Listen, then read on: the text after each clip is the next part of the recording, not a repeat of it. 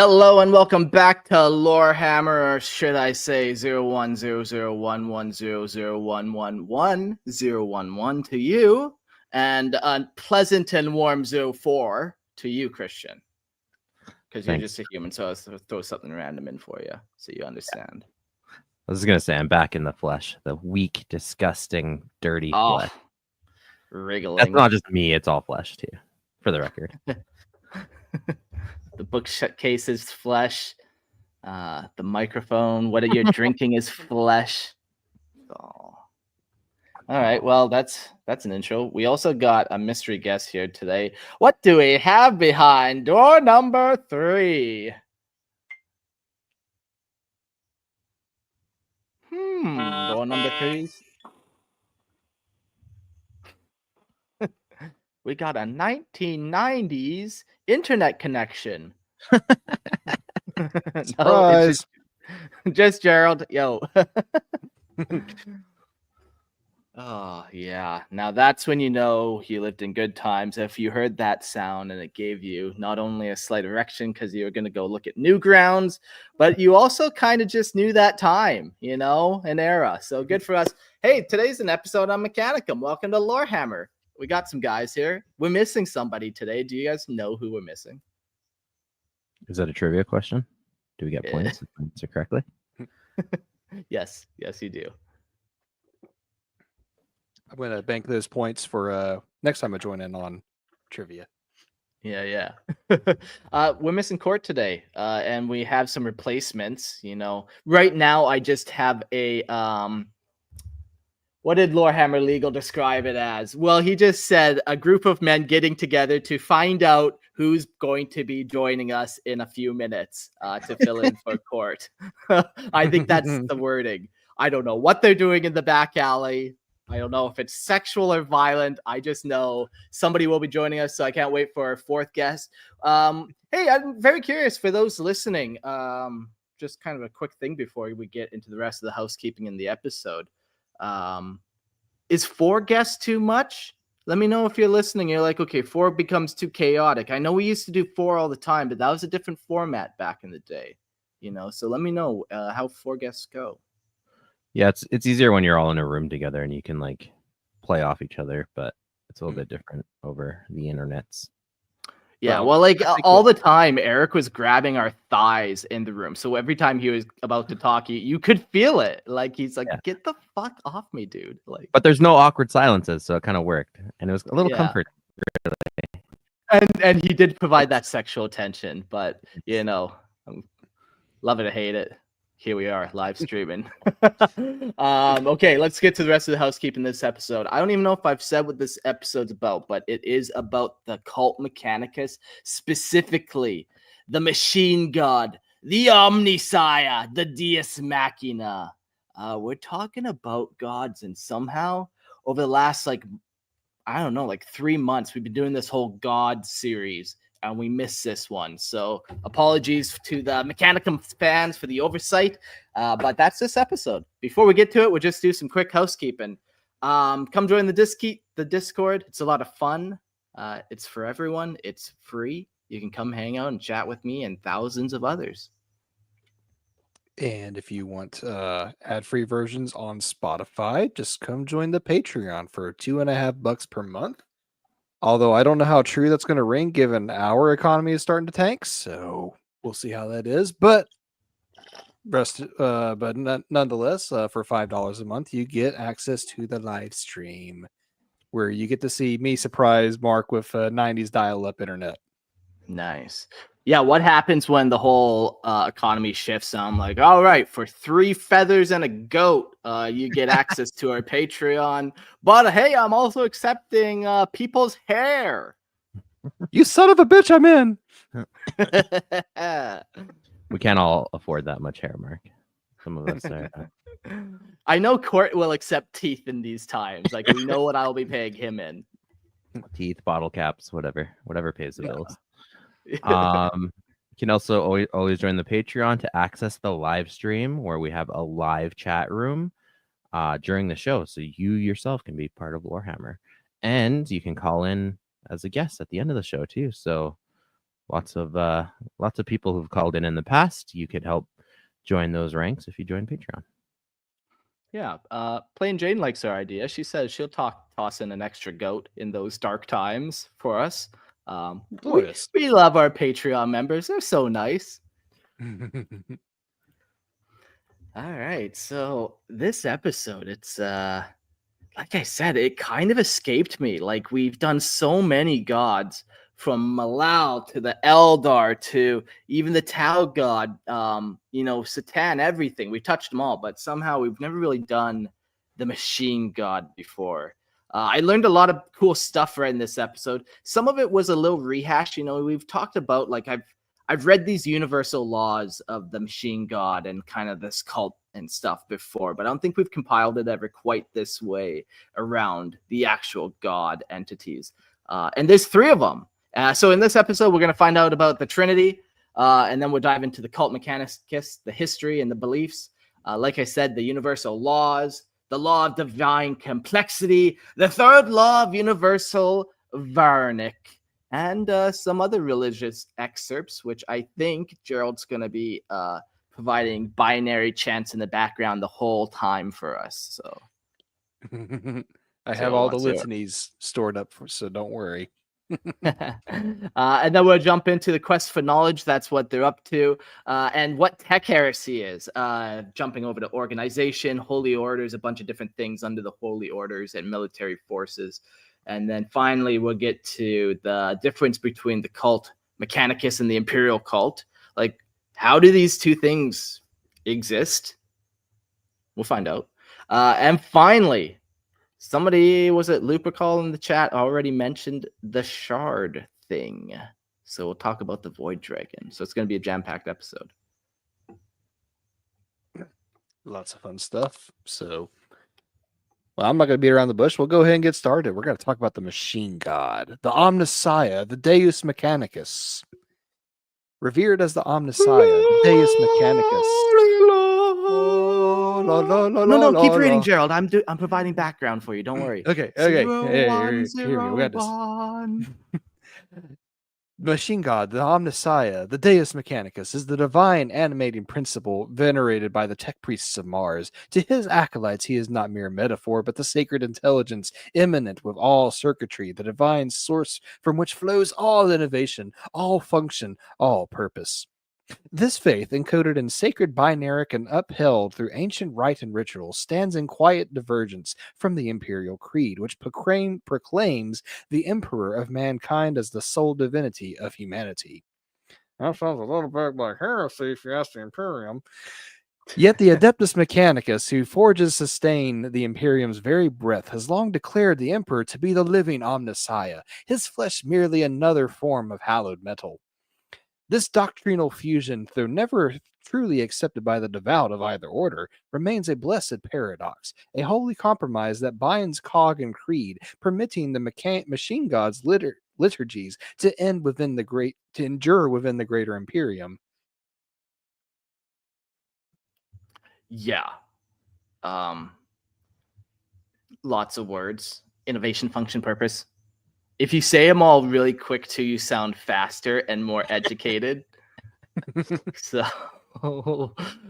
this is cool. So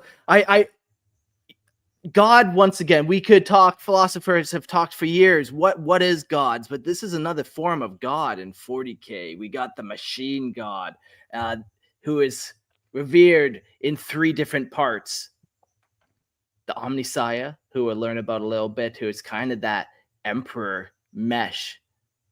We got the machine god itself, which is like known through the motive force and stuff, and then you got the Deus Machina. Oh, I think that's the motive force, but we'll learn more.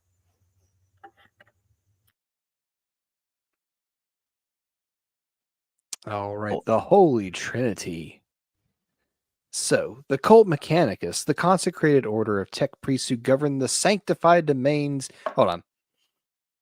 The cult Mechanicus, the consecrated order of tech priests who govern the sanctified domains of the Adeptus Mechanicus, is bound by unyielding creed to the worship of the machine god. To them, knowledge is no mere tool, it is divinity incarnate, the sacred datum stream through which the machine god manifests his will. All vessels of knowledge, be they cogitator core or mind, are hallowed for the fragments of the Omnissiah they contain. Can I get an amen? 001. 0. At the heart of their worship is the machine god himself. Omnipotent, omniscient, eternal, he is not distant but immanent, present within every sequence, every circuit, every spark. He governs the sacred logic of the universe and imbues all mechanisms with their divine purpose. Amongst the faithful, it is a widely accepted tenet that the Emperor of mankind is the Omnissiah made manifest, the divine engine clad in flesh, the giver of blueprints, and the source of all sanctioned knowledge. He is seen not as a contradiction, but as a vessel of the machine god's glory, bestowed upon humanity as its patron and protector.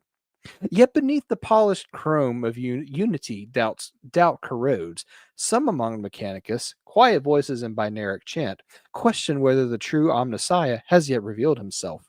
Such heresies echo the ancient fractures of the Schism of Mars, where divergent dogma birthed the blasphemous Dark Mechanicum during the Horus Heresy. The final pillar of their trinity is the motive force, the divine animus that grants motion, function, and life to both flesh and steel. Its most venerated manifestations are the machine spirits, sentient echoes of the machine god within each device. These spirits must be honored, their liturgies intoned, lest sacred function fail and wrathful silence descend. So if you want that bolter to work in your next Armageddon battle, you better be praying the right prayers and rubbing the right sacred oils. Yeah, making sure no ports or no connection parts are getting rusty. Making sure electricity and the motive force can flow. Yeah. There's obviously, I mean, this is actually perfect timing too, Mark, that it's Easter and we're delving into the deeper mysteries, the sacred mysteries of the machine cult. Obviously, the Trinitarian concept is very Christian. Ironically enough, like the concept of the Omnissiah, like a Messiah. That's obviously like the Jesus figure, the combination of man and machine, or like the divine and man in Jesus. And then you have like the machine God, which is like God the Father, and the motive force, like the Holy Spirit, that like animates and manifests and everything. So very obvious where they're drawing their traditions from. But yeah, it's interesting. Like when I look at imperial faith, visually for sure, we're like, oh yeah, that's Roman Catholic dialed up Inquisition grimdark, but yeah, when it actually comes down to like the religious, it is more of that, could be Catholic or Christian perspective, which means then the imperial cult, what religion is that more kind of based off? Maybe that's like Greek, where it's like you got a god and demigods, or like fighting primeval forces.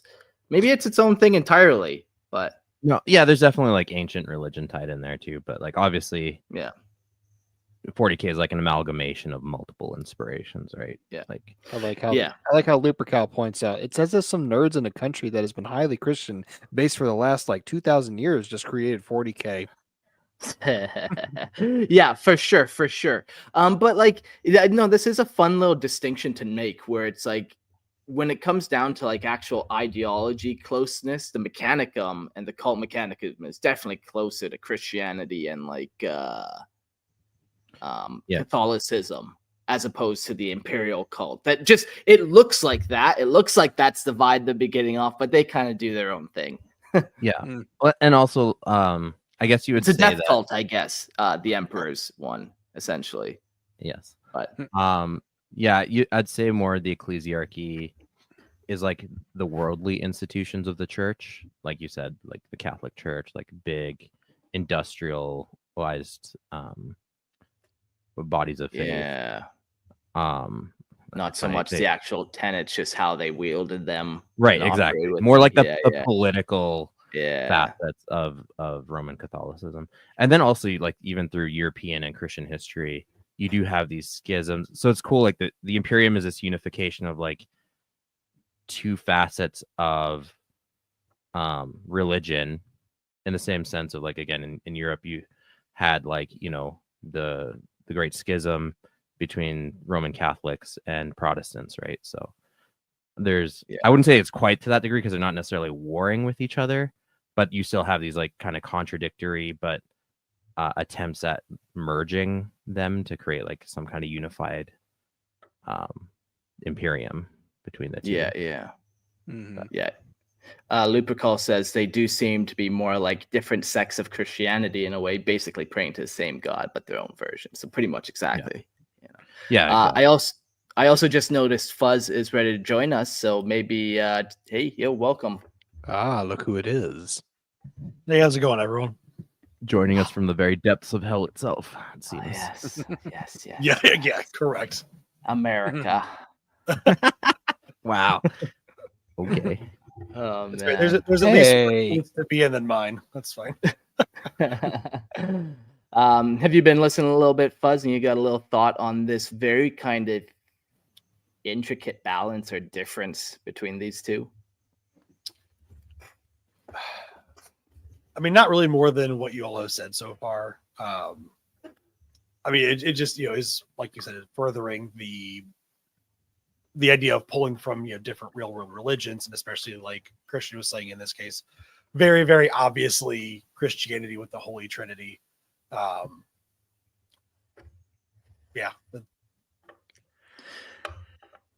All right. Well, let's get into the actual cult Mechanicus. The cult Mechanicus is the consecrated faith core of the Adeptus Mechanicus, a sacred doctrine distinct from the orthodoxy of the imperial cult. It is not merely a religion, but a divine protocol, an eternal recursion of ritual, knowledge, and veneration. Its holy order is composed of the Tech priests, the anointed agents of the machine god, who walk robed in sacred sigils and encrypted binaric prayer. They are the keepers of the divine calculus, the emissaries of the logic sanctified, and the stewards of the Omnissiah's radiant will. Nice. You know what I like about 40K and most of their stuff? They all acknowledge they're a part of some kooky cult.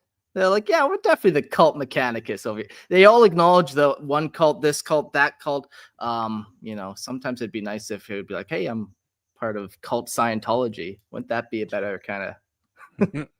So, again, kind of drawing on the real world aspects, like the word cult has gained like a very negative connotation in like modern times, but say in like ancient Greek paganism, for example, you would have cults as like dedicated subgroups that like, yeah, you believed in the whole pantheon, but you're in the cult of Ares. Like you are dedicating yourself to one god.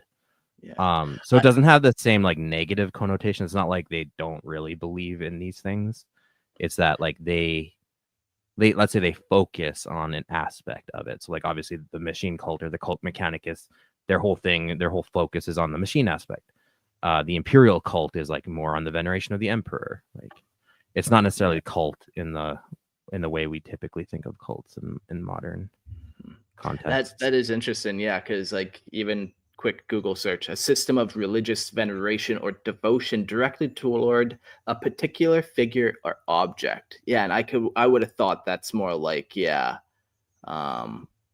nefarious almost is too much, but yeah, almost always has a more darker underlying. But this seems like it's directly tied to like, yeah, figure or object. Yeah, devotion, exactly. veneration. It has a more of a focus. Yeah. And I'm even glad you in brought our that own- up. Yeah, I saying even in our own history, I mean, like Christianity started as function like a cult of Judaism. You know, there's a saying that the difference Okay. in a religion is time and followers. Sure, and like, yeah, if the cult is focusing on a particular person or object, yeah, Jesus would be the person, and then bingo bango, cult of Christians. See, this is what I'm saying. I wish we had a little more honest here. At least these guys they're straight shooters. You know, you're like, okay, this guy's wearing some skulls, he's got some spikes, and he's screaming blood for the blood guy. I don't think I'm gonna invite him in. Honest. Yeah. And they do have other subcults within the Imperium too, right? Like you do have death cults who like are assassin groups and stuff. We should do an episode on that. Just saying. Ooh, yeah. Yeah. All right. Well, we'll dive into the history of the cult Mechanicus. The cult Mechanicus traces its sacred lineage to the dusk-choked forges of ancient Mars, where it was born in the fire and circuitry during the long darkness of the Age of Strife. Even before the Emperor's divine tread marked Martian soil, the Mechanicum had enshrined the machine god as the supreme deity, divinity, omniscient, fucking hell. Okay, eternal as well. That's one of his features, and innerminate. What's that final one? Inamminent. I know as soon as I hear it, I'll know it. Imminent. Imminent. Oh man, it's gonna be close. Yeah. Okay. In all technology, when the Omnissiah walked among them, veiled in mortal form, crowned in radiant logic, many beheld the Emperor as prophesied embodiment of their god. He touched repaired war engines as if by divine fiat, his command of the machine spirit unquestionable. Thus was forged the Treaty of Olympus in 739 M30, according to the sacred logic and political necessity, uniting Terra and Mars. Yeah, that's such fun little stories of just, if what is the motive force, the machine spirit, it's that circuitry that flows through it, and he just kind of can manage it and bring things back to life. Religion is bad. Don't believe in God. I'm going to use these fools to think I'm a god so that they can make me weapons. Look, there's never been hypocrisy in the Imperium. I don't know what you're talking about. Oh, not at all. There's also Not never at been all. gaslighting either. No, certainly not. By its sanctified terms, the Emperor, though proclaiming the secular imperial truth, permitted the cult Mechanicus to maintain its rituals and reverence for the Omnissiah. In return, the Martian forgers would supply the divine instruments of war for the Great Crusade. Though the treaty ushered in an age of divine industry, not all knelt willingly. Fabricator General Calbor Hal and others whispered of subjugation, of the Emperor's hidden calculus. These resentments, buried in data vaults and binaric codes, ignited during the Horus Heresy, sundered Mars into catastrophic schism and birthing of heretical dark Mechanicum. To this day, the cult Mechanicus endures, distinct from yet tolerated by the wider imperial cult. Its rites remain unbroken, its litanies unmuted, for the machine god's song is eternal, encoded in every gear and sanctified spark.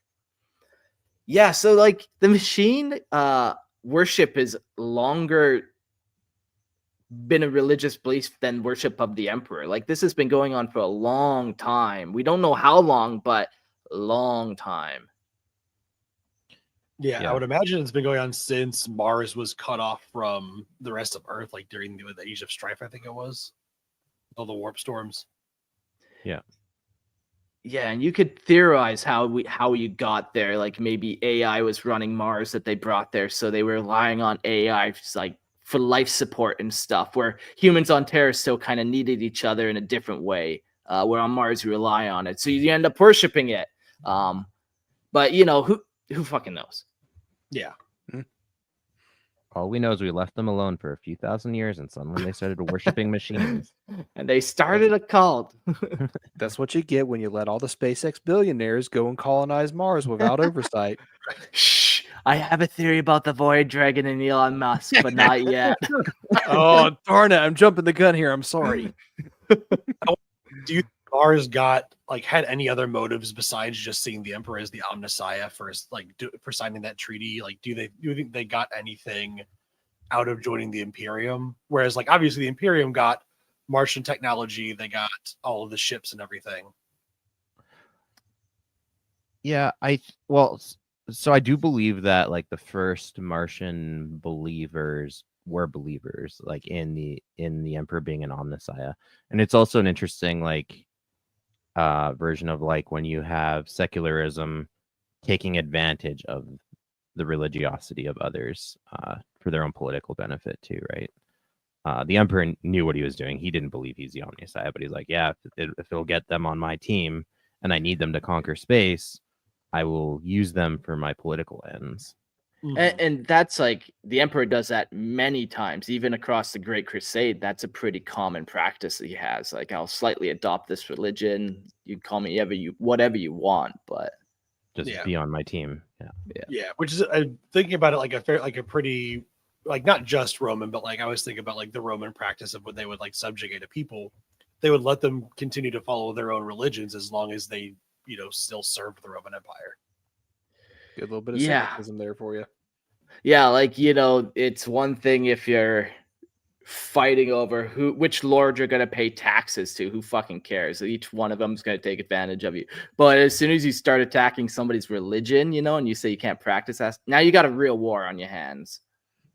And Jax that's an unbeatable war. Yeah, Jax makes an interesting point in the comments. To be fair to the Emperor, I'm pretty sure you hire the guys who's been doing their job for thousands of years, and if they're only loyal to you, even better. Yeah. Until they're not. Yeah, like it does make sense from the Emperor's point of view. Like, yeah, we need the Mechanicum. In fact, we need every planet from his point of view. But yeah, from the Mechanicum, I think, there was true believers. I remember reading that Mechanicus book so long ago, and it was such an interesting journey of this female tech priest who was kind of young and naive and kind of learning, is how I kind of recall reading that book. But it's been 10 years. Yeah, it's been quite a while. But yeah, there was definitely like honest belief. And then later on, you do have that schism. You have people that their doubts start to creep in, and they're like, well, maybe the Emperor is lying to us and he did take advantage of us. And that's what does lead to the schism later on. Yeah. Quick language shift question. We talk about Mechanicus and Mechanicum quite interchangeably. Isn't there, for those that are newer to the hobby or to the lore, is there really a distinction between the two, or is it just they started out as one and then just shifted into the other over 10,000 years? I guess the way I distinguish it, at least in my head, and this could be completely off of lore, is the part of it that's more integrated with the Imperium is the Adeptus Mechanicus, and maybe like the core of the Mechanicum is what is based on Mars, like a more like independent part of it. Again, that's my like headcanon of it, because they are still sort of autonomous. Okay, so I did a quick search. I kind of got the answer. The name Mechanicum was like, this was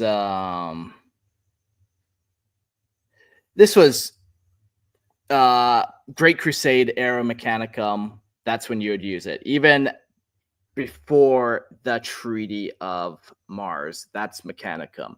But then after the Horus Heresy, when the Imperium kind of formalizes, they create a bunch of administration stuff. The Adeptus Arbites, they make a bunch of them, but that's when they make the Adeptus Mechanicus. So it went from the Mechanicum to the Mechanicus, which is kind of, I guess, more high Gothic-y. How's that for like? Okay, nomine patria et Filii et Spiritus Machina. Okay, so it's more of like at what point in history you would use when you actually should switch them out. Yeah, exactly. So I guess the fun way to remember it is like, Adeptus Mechanicus. Okay, so that's like, Imperium times as opposed to Mechanicum. That's, before. That was my understanding of it, but I have seen some newer people to the hobby kind of ask like Mechanicum, Mechanicus, what gives, that sort of thing. So I figured this would be a good point to bring, or a good time to bring that point up. Yeah. And is it Dark Mechanicus or Dark Mechanicum? Yeah, so that's a good question too. It's Dark Mechanicum because once again, they're from the olden times. That's part of like, Yeah. They're not using the high Gothic administratum naming convention of the ending with us. Yeah. It's funny you mentioned like the distinction between like the high Gothic and then just whatever pseudo Latin they're talking about, because I actually somewhat have a Latin rant, but that can be for the end of the episode. Okay, don't forget it. Trust me, I'm blonde. I'll forget it. So I'm scrolling down. Well, what should I write in the notes? I should write Latin rant. I don't know. Latin rant. I don't know. Stay Careful you tuned, don't we'll get accidentally summon a demon while you're ranting in Latin. there. Oh, hey, Billy Bob the Black Goat. How you doing? Sorry, I misspelled that. I mispronounced it. I know. I'm sorry. Go back to your hole. Thank you. Did you just summon a demon, Blacko? Okay. Beliefs. The sacred axioms of the cult Mechanicus are etched into the eternal data stream as the 16 universal laws, holy writ encoded by ancients, preserved in sanctified vaults and recited in bursts of binaric chant, also known as Bill Gates. With the turning of aeons, the creed has been further refined with supplementary theses, the law of divine complexity, the third law of universal variance, and countless other sacred protocols transmitted through encrypted ritual. I'm waiting for Asimov's three laws to show up in these here notes. To the cult Mechanicus, knowledge is not merely power, it is divinity made manifest. That which stores knowledge, be it cogitator or flesh, is revered. The body is but a vessel, an organic conduit engineered to house intellect. Thus, every tech priest treads the sacred quest for knowledge, the eternal pilgrimage to uncover the lost blueprints of the machine god's will. The Deus Mechanicus, he who is 3 in 1, the prime architect, the God machine, is the supreme object of worship, the omnipotent source for which all technologies spring. Every cog, every circuit, every flawless calculation is a hymn to his design.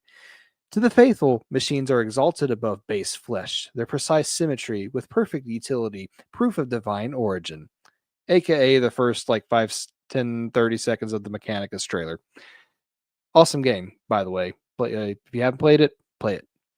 Within the Trinitarian litany of the cult Mechanicus lies the machine god, the Omnissiah, his living avatar in the mortal realm and the motive force, the invisible anima that breathes motion into matter. Officially, the Emperor is venerated as the Omnissiah, the flesh-born vessel of the machine god's will. Yet in the grand calculus of the great work, organic life is not heresy, it is crucible. Flesh is the testing ground, weakness forged so that strength might be learned. The faithful are not to despise the soul, but to comprehend it, transmuting impurity into steel sanctity. For to discard one's essence in pursuit of function alone is blasphemy. The soul must be uplifted, not deleted. The Mechanicus endures not through logic alone, but through faith encoded, data sanctified, and machine made holy.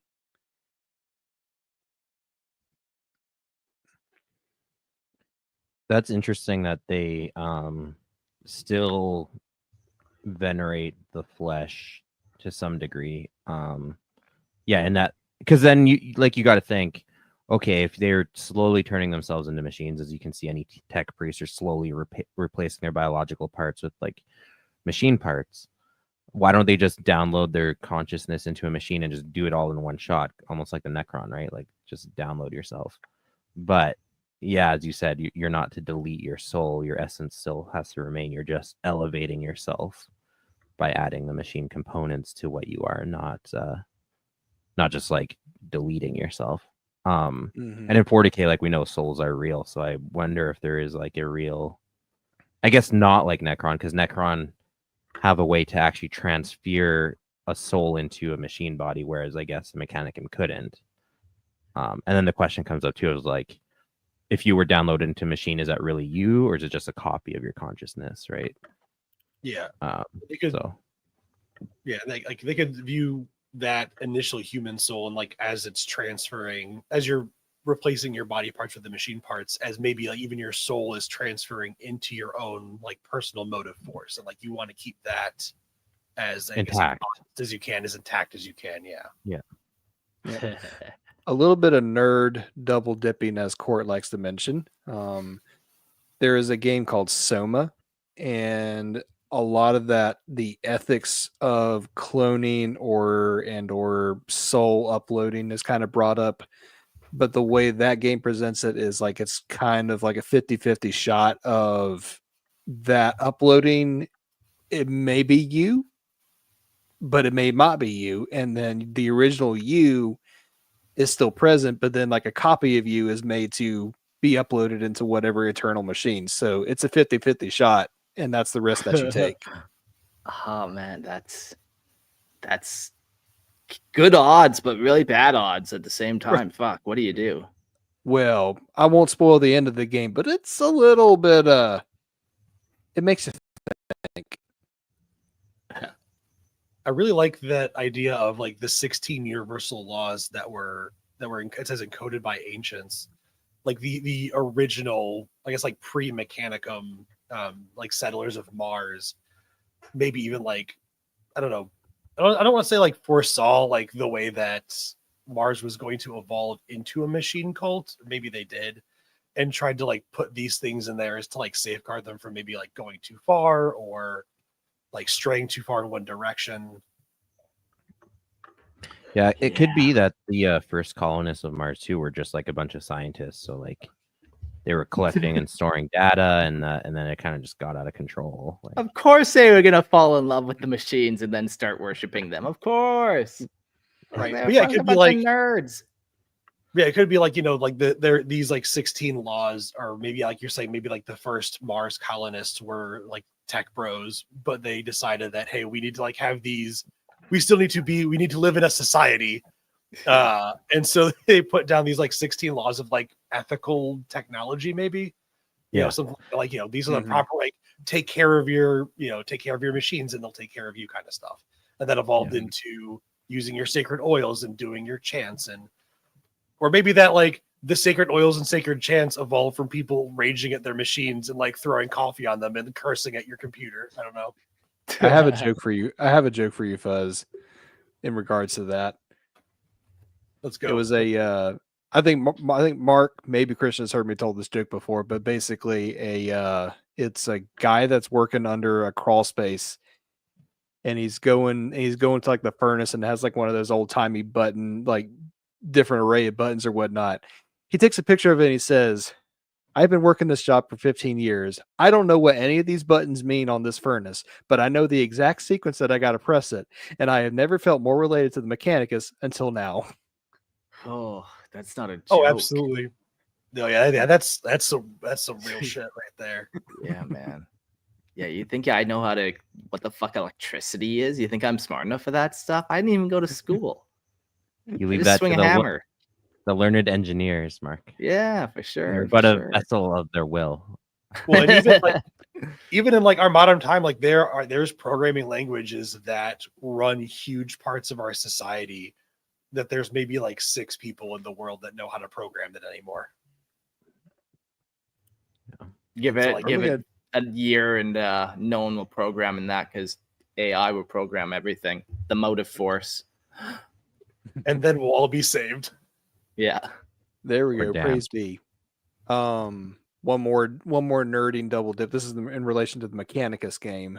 Christian, you mentioned like the whole soul uploading. The Mechanicus don't want to mess with the soul because the Necrons don't have a soul. But the funny thing is, like the way they're each presented in the game, like all the dialogue sounds very binaric and just mechanical and like utterly soulless with any Mechanicus characters. But then you meet some Necron characters in the game and they actually act the most human, which is like the strangest flip flop. But that's also, 40K Mechanicus is a little bit back asswards, if you know what I mean. So Yeah, the Necron have more personality. Was that, you think that was like an intentional thing by the game makers, or just happened that way because they needed not it all to be I right? want to say that was intentional, like because the Mechanicus are all about the machine spirit at that point in time, 10,000 years later, so they're losing more of their humanity and their soul in the process. The Necrons don't have a soul, but they still have more personality, and they're trying to get that semblance of some Necrons are trying to get like that organic body back. So Yeah, it's an intentional It's- contrast. yeah, It's like a grass is always greener kind of thing. Like, you Yeah. want what the person has. exactly. All right. So we finished your section, right, Gerald? Yeah. Yeah. Okay. So we're talking about the universal laws. So let's get into the 16 sacred laws. Most holy and ineffable are the divine edicts of the Omnissiah, transmitted through the nospheric chorus, and upheld by the faithful of the cult Mechanicus. To the adepts of the Adeptus Mechanicus, these commandments are inviolable truths encoded in the data prayers of Mars and inscribed upon cogitator and soul alike. Yet there are those deviant clusters, such as the Crucible Resolvet, who dare to question, to recompile, even to omit. Such techno-heretical variance is viewed with the gravest suspicion, for it echoes the ancestral blasphemy of the Dark Mechanicum and the fall into corrupted logic.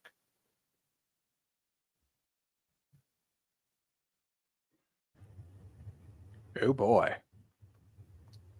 Yeah, definitely. Like it seems like these are. I guess these are the Mechanicum's version of like the 10 Commandments. I guess. Basically. Yeah, or like their foundational texts, Mm-hmm. like even maybe not even just the 10 Commandments, but their whole like biblical literature. All right, well, let's actually get into those laws. The mysteries of the cult Mechanicus, universal laws 1 to 8. First, life is directed motion. Second, the spirit is the spark of life. Third, sentience is the ability to learn the value of knowledge. Fourth, intellect is the understanding of knowledge. The fourth law is most commonly interpreted as stating the ability to comprehend and utilize knowledge as a basis for measurement of intellect. It is entirely possible for any sentience to realize the value of knowledge, or stimulus, as some members of the cult Mechanicus might refer to it, while only possessing simplistic levels of it. It is also possible for an archive or HoloNet to contain vast quantities of knowledge and the understanding thereof without apprehending the value of that knowledge. Neither of these two examples would possess true intellect in the eyes of the tech priest. So you have to have a mind to comprehend. So like just storing masses of like databases isn't enough to be truly considered.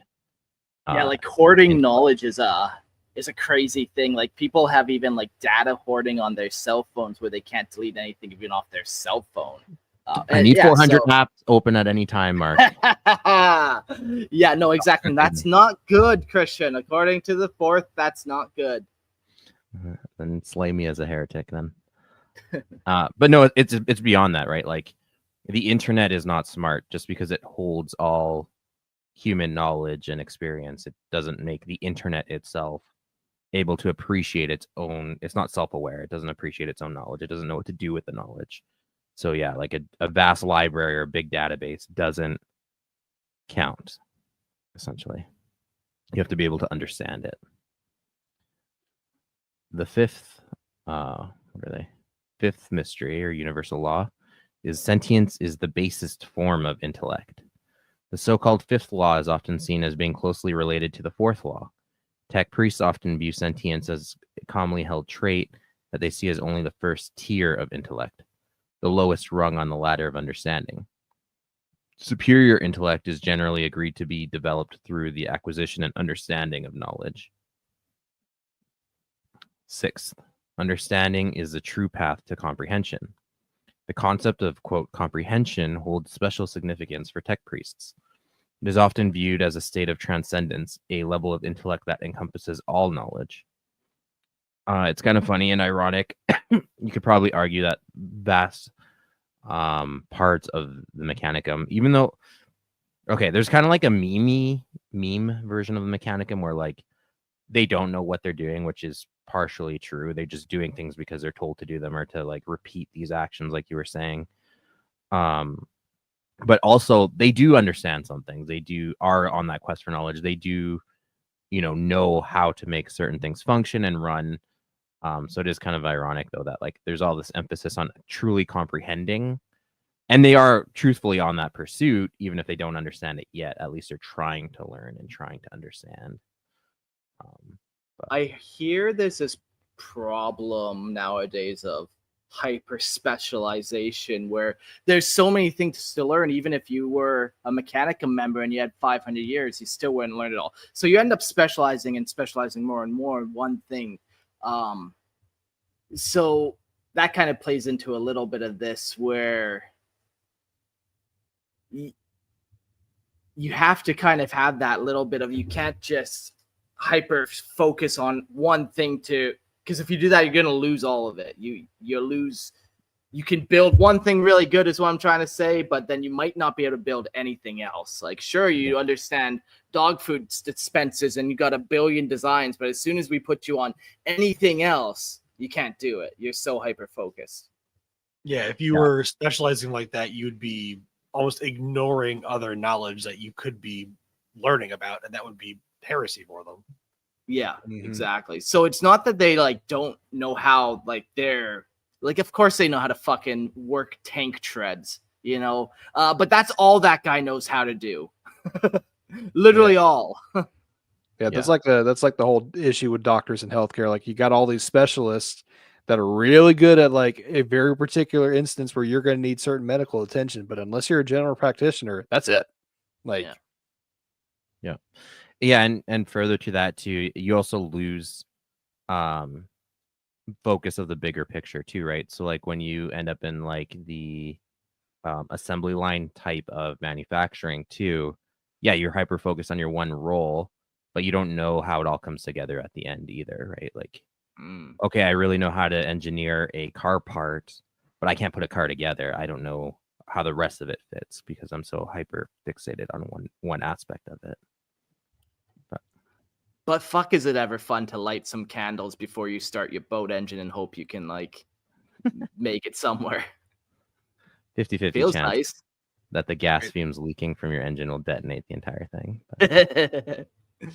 All right.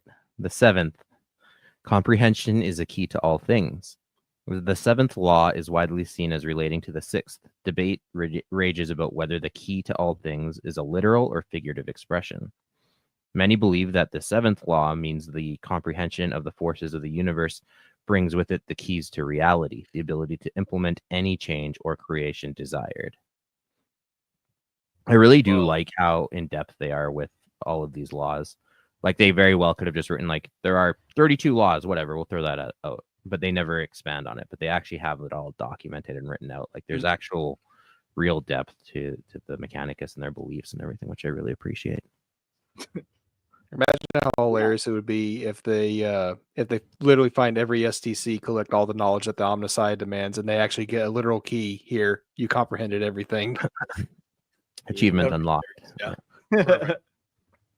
And in some ways, like, that might be true. It, again, if like the Necron come up a lot with when you're discussing the Mechanicum, like their mastery over technology translates, and knowledge, I guess, translates into like otherworldly powers. Like, they can manipulate reality almost to any degree that they see fit. I say almost because there's still things out of their reach even. But yeah, that's the question. Is that the key to be able to manipulate reality? Or is it like a general phrase like, you know, once you understand this, you can understand many other things? Like, is it literally or metaphorically? Yeah. Mm-hmm. Yeah, I was thinking of it like like once you gain that mastery of comprehension, almost like unlocks a new tier of a tech tree. So now you can advance to, like, say, that Necron level of technology. Yeah, you can comprehend other things just as easily. Like, it's a universal key, again, in the metaphorical sense. I mean, I like how we're trying to compare it to Necron technology, yet we're still like way behind, like even the Eldar, who still laugh at us and call us Monkai. So we got a ways to go. Right, and the 8th rule is the Omnissiah knows all, comprehends all. The 8th law enshrines the Omnissiah as the supreme being, the entity able to comprehend all knowledge in the universe. One thing that I guess we should have mentioned too when we were discussing, like, you know, how did the Emperor pull off his great charade of being this Omnissiah? He is like a very powerful scientist, engineer, you know, what have you. So like on the scale of human knowledge, he's up there as like a great scientist and thinker. So it would be that much more easy for someone to believe that he is the Omnissiah. It's like, oh yeah, he can engineer anything. He knows what he's doing. When he's designing like Primarchs, he understands everything about biology, everything about whether or not it's true from their perspective. He understands the warp. He understands the, you know, technology. Yeah. And yeah, you know, there's these other scientists that are involved with the Emperor's grand designs and whatever. But the Emperor himself is also a great scientist too. Jumping back to the 7th there, Jack said, is it like a video game? You beat the game, get the secrets of the universe, and then replay it? Yeah, and that's the interesting thing about understanding the comprehension of the universe. We don't know what that would lead to, but in your example, Jax, yeah, let's say you understand it all, and you're like, oh, we're playing a video game, which means when I die, I literally just replay my life in a different way, or I play a new character. So that would change completely how you'd operate, knowing that. Like, all of a sudden, You unlock the cheat codes, or you went from survival to creative mode in Minecraft. Just even try to imagine the thought if we actually knew we came back another go around on this planet. That'd be wild. You'd live very differently. Would I? Would I though? I would hope so. I can drink Plain coffee Jane. 1,000 times, Mark. I think one life you go ultimate good, like you're like, hi old lady, let me help you cross the street. And next one you go ultimate bad, you're like, hi old lady, I'm here to bust your knees. And like you really go like you replay Mass Effect and go full renegade. Exactly. Oh, no. Min max good and evil. See, and this is what I'm talking about. If you understood that we were actually playing that video game, if you knew the comprehension of all things, you'd live life very different. Plain Jane and Lupercal have a pretty interesting discussion. Let me see. I can see them destroying a few STCs because what they contain might be heresy. Then Lupercal says, if I remember correctly, destroying an STC would be seen as a higher heresy. So what do you do? Yeah. You don't destroy it, but you lock away the secret knowledge in vast vaults on Mars. Yeah. Again, mirroring religion, you just hide the truth from everybody when it doesn't actually match up with your beliefs. Uh-oh. I just want to lock say, in a box somewhere. religion isn't the only ones guilty of that. Oh, goodness, no. Goodness, no. You should see what I do with behind the scenes Lorehammer stuff. I'm hiding secrets everywhere, hidden employees no one knows about. It's fantastic. Every organization is corrupt. Okay, so and that's why I guess the Mechanicum's other laws are actually warnings for the cult Mechanicus, which is kind of interesting. Like, it's not commands, it's warnings. We'll see what they do. So the 9th, the alien mechanism is a perversion of the true path. So no alien fraternization, check. The 10th, Xeno scum. Xenos filth. The soul is the conscience of sentience. Okay. Yeah, that's fun. If that's true or not, we don't know, but that's definitely a fun perspective to think about in 40K. Yeah, I think it would be the thing that separates like animals from thinking being sentience, right? Like, animals can't comprehend technology, but humans can. Yep. Yeah, we've talked about soul so many times, and we've come to conclusions on how we think it might work. So now we kind of know how the Mechanicum thinks it works. So, the 11th, a soul could be bestowed only by the Omnissiah. Okay. 12th, the soulless sentience is the enemy of all. No. No, I think that's a warning about AI. Yeah, and like it relates back to so 12, yeah, it relates back to like the 10th too, where like the soul is the conscience of sentience, where if you have like a sentient computer, sentient AI with no soul, it doesn't have any conscience to guide it. Whereas even with the Mechanicum starting from a human basis, you have that soul, you have that sort of moral compass to guide you initially. 001, my brother. So we got the 13th, the knowledge of the ancient stands beyond question. So is that basically whoever kind of wrote these guidelines or whatever, you don't question them, you don't question these? That's how I would interpret that, because it said that these were written by the ancients, so it would make sense that they put something in there that do not argue with us. It's rules. Yeah, you put it low down like number 14th, so it's not too suspicious. Most people stopped reading at this point. Yeah. The Number rules say that 15. I'm always right. That's what the rules say. I don't make well, I do make the rules, but also I'm always right. So Sir, I these rules are written in red crayon. Don't question the rules. 15th, flesh is fallible, but ritual honors the machine spirit. To be a tech priest, organic components are weak, forgotten, and ultimately expendable for the greater glories of the machine god. Only the correctly prescribed rituals can purify the fallibilities of the flesh and enable the enlightened to enact with the machine spirit. It would be a grave crime for a tech priest to dishonor the machine spirit by not enacting proper rituals in its presence. Okay.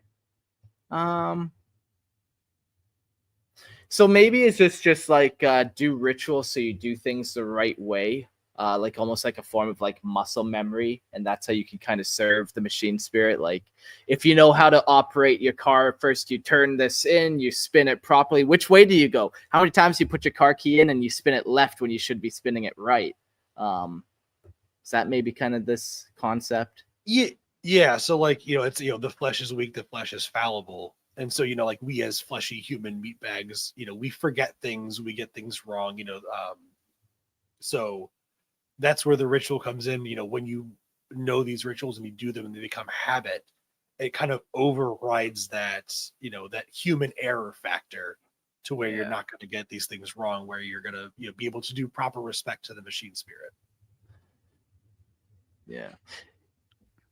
Yeah, and that It's almost kind of even it's kind of like the scientific method itself just made into religion, because the whole point is to perform a task that can be replicated by anybody else that does it. And now you're creating a ritual out of it because that's the exact way that you do it to get the result that you want. Yeah.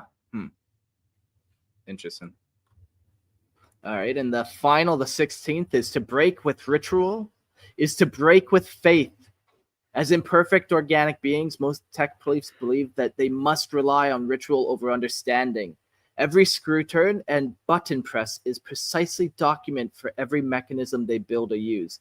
There is a strong belief that the slightest deviation from ritual is an innovation to disaster or invitation to disaster that will lead to unleashing of uncontrollable forces. In matters such as plasma reactor maintenance rituals, this has been demonstrably true. Yeah, this is a fun one, man. It kind of just keeps everything going, formalizes everything, just really indoctrinates and builds and solidifies it all, Repeat, rinse, repeat, rinse, repeat. sounds like brainwashing. Love it. I'm a Funny little you mentioned that. a little disappointed, Fuzz, mentioning some of the most sacred rules that we haven't gone through, like Rule 34. And there's another rule actually that I just learned about. It's called Rule 64, which says if it exists, it has lore. So that seems fitting for our podcast. I like that. That's Mhm. that one we can use. I'm pretty sure Lord Illegal and HR would allow that one, but maybe Yes, not. sir. Before.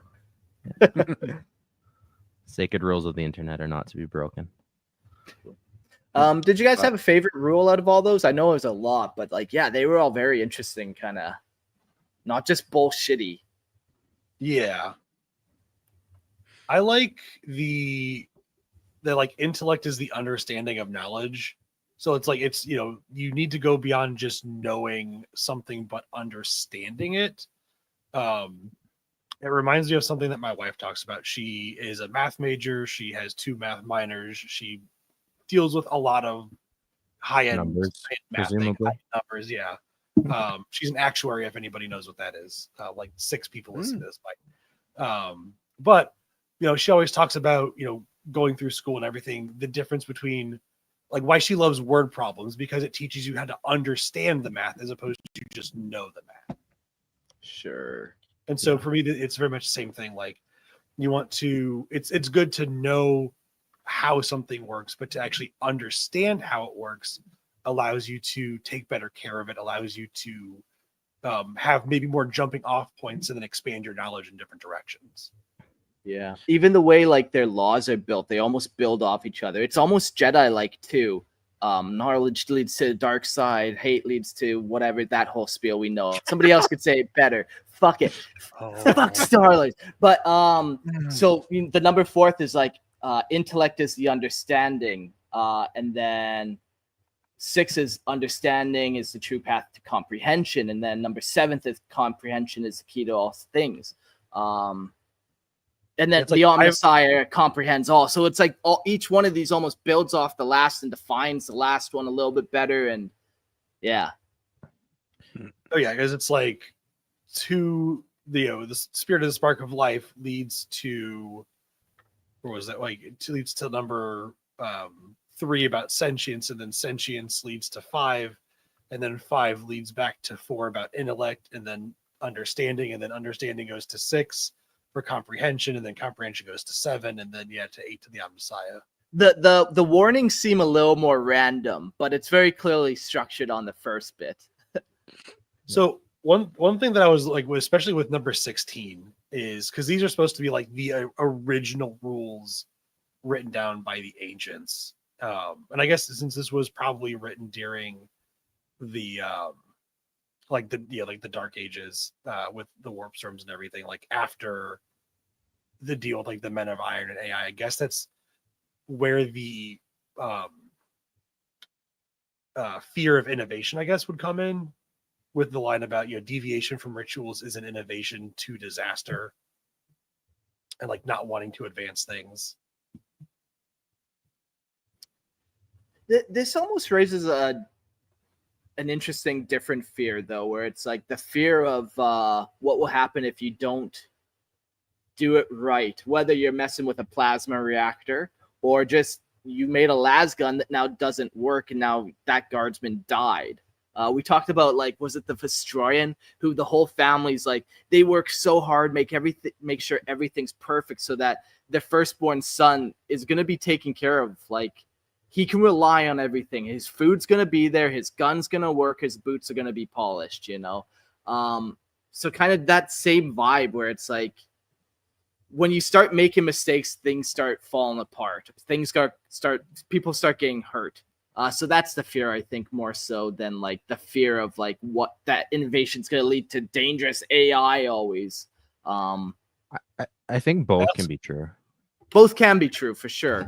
Yeah. I also just realized I was going back to look at it again. I also realized that I misread the word too. I read invitation as innovation. So my thought process is almost invalid at that point. Reading, gotcha, bitch. It's like that. I'll misread what happened. I think the last time I was on too, I misread one word, and it just like fucked me up for the next, like my next big thought process. Yeah. Well, yeah, it's fun. Hold on. One thing going back kind of to the intellect and understanding of knowledge point too.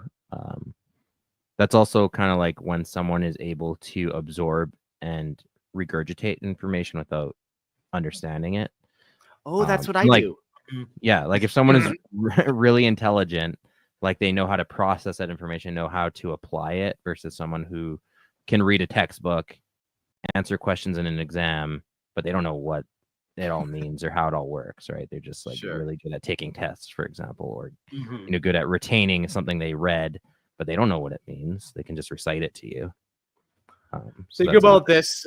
Somewhere out there in the world, there exists one man or woman, I don't know, but this person exists, and they are the number one IKEA furniture builder in the world, and they don't know how to do much else, but they're number one at that. So take comfort. It's not always about knowing a wide range of things. If you do one thing really good, you'll be the best at that. So that's nice, and it will always work. You can rely on it, and you can then build a religion around it. Around IKEA furniture? I don't know where this is going, but I like it. Would you rather be furniture? Would you rather know a lot about a little or a little about a lot? I'll leave the listeners with that. But let's talk about some other laws. This one seems interesting. The law of divine complexity. It is a sacred edict inscribed by the Omnissiah himself, commanding the reverence of all those who dwell within the Martian Mechanicum. Its tenets, etched into the very fabric of existence, declare that the essence of every machine, its form, its function, and its purpose, has been divinely ordained by the Omnissiah. To defy this celestial design, to alter sacred workings of his creation, is to stand in defiance of divinity itself, a transgression worthy only of the harshest of retributions. Abt Coriel Zeth, ever vigilant in her duty to preserve the sanctity of the Mechanicum, watched with discernment for those among the adepts whose minds wandered towards innovation. Her eyes, ever fixed on the horizon of progress, saw in these acts of the deviation from the sacred law not heresy alone, but a challenge to the immutable divinity of the Omnissiah's creation.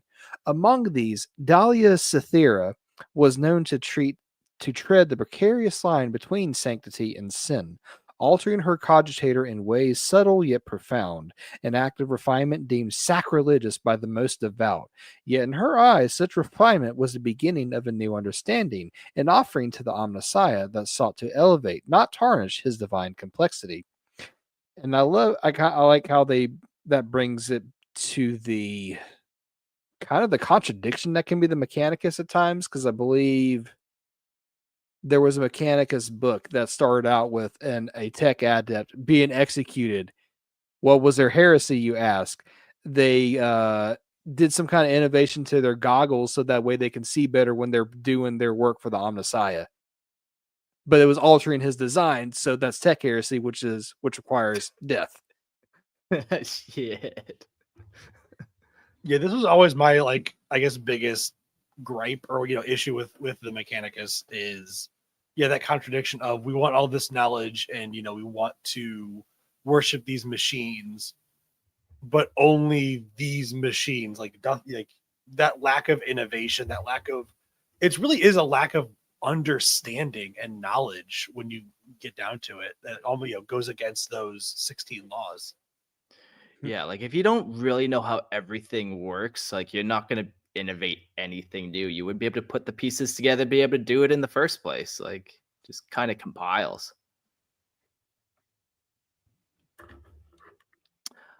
Yeah, this is a fun law, the law of divine complexity, where it just almost is like take care of your things. Rocks Yeah, are like not free, citizen. Yeah, like in the stagnation in that dogma around it, just like that this is this lasgun was created by the divine, therefore it is perfect. And if you try to make it not perfect and make it better, well, fuck you too. Or even just not take care of it, like That too, yeah. make sure you oil the rifle butt, make sure it's proper and whatever, and Yeah, if you do too much or too little, it's not good. Yeah. It's heresy. So after that one, we've got the third law of universal variance. The third law of universal variance, known also as the bystander paradox, is a hallowed tenet of the Adeptus Mechanicus, decreeing that any phenomenon observed by a servant of the Omnissiah is irrevocably altered by the very act of that observation. This is real world science coming back into 40K. Thus, the purest state of being, uncontaminated by the presence of mortal eyes, remains forever unattainable. No object, no organism, no event may be comprehended in its truest form. For the touch of the observer's gaze, the echo of their will bends the very fabric of existence. In the War of the Beast, during the chaos that consumed Artamantua, a single explorator vessel of the Mechanicus remained in the heavens, its form cloaked in both the Xenos invaders and the broken remnants of the Imperial forces below. The vessel's astropath, Orm de Zut, in the fervor of his duty, cried out against the coldness of their position, hidden while the servants of the Emperor fell in the blood-soaked soil of that forsaken world. Yet Lutron Videl, his superior, ever obedient to the sacred command of the machine god, restrained him. We are given strict orders, Videl declared. If we cannot remain utterly unseen, we shall remain as close to imperceptible as the Omnissiah allows. For in this delicate balance between presence and absence, the purity of the law demanded adherence, for even the divine observer must tread lightly in the eternal dance of the cosmos. Yeah, this one's cool. I'm sure science folk out there might know a little bit better about like that. observer's paradox or whatever they call it, or observer's effect. But basically, yeah, you can never observe anything without affecting it. You looking at stuff affects it. It's weird, very weird world we live in. Yeah, me and some friends were just talking about this. We just watched the show Three Body Problem, which deals with a lot of like quantum mechanics and stuff. And they are more well versed and well read up on it than I am. But you talking about this actual issue in physics of like observing particles just invariably alters them in our material universe. Yeah. Yeah, I don't know what our universe consists of, but it is fucking wacky. They're saying there's confirmed multiple universes now, like maybe more multiple like branches, but not in the way it's typical like MCU. It's kind of different, but it is wacky with quantum physics, man. Yeah. A lot of physics rules break down when you get down to that level, which is odd because it's like the very foundation of existence. Yeah, well, fuck, will we ever even know? Like to know, then all of a sudden you almost break one of the laws of understanding, or to understand, could we even understand such a thing? But the quest itself is the sacred path, Mark, so you must tread it. Oh, I will tread. Now the friends we gained along the way. Yeah, I like you guys said, I love all these little laws and stuff. It's so cool having actual stuff written down like that. Like the Imperial Guard uplifting primer, like having that kind of book. It's so cool. I found a bunch of other things too on the old internet, and we don't have to read them all, but they're kind of religious excerpts that might be fun. Some of them are better than others, so. Some of them are also like starting a car, like reading if someone had taken your manual for your vehicle and turned it into like a scriptural book. Let me read to you a passage from the Litany of Engine Invocation. And I ask that all our listeners begin doing this before they start their vehicles from now on. Thus we invoke the master of all knowledge. Toll the bell once. Can someone be my bell toll? There we go. Shed your powers upon this machine. Dong, dong. Invest this device with your holy charge and sprinkle the unguents on your engine. And that is how you do an oil change on your car. Man, beautiful. Works every time. If you do it exactly like that, you won't know how to do it, but you also won't accidentally commit Tech-Heresy. Yes. And also sprinkling oil on the outside of your engine might not be enough, and eventually your engine will fail. But let's see here. The chant for the consecration of a new machine looks pretty interesting. So everyone, whenever you get a new appliance or any kind of mechanical device, this is what you need to say. O great vessel of honor, may your servo motors be guarded against malfunction, as your spirit is guarded from impurity. We beseech the machine God to watch over you. Let flow the sacred oils, and let not the sorrows of the 7 perplexities trouble thine pistons. Let flow the blessed thine pistons. And may thine circuitry remain divinely blessed. In nomine Patri et Filii et Spiritus Machina. Amen. Deus Machina, Omnissiah. Yeah. this makes appliance shopping much more tolerable.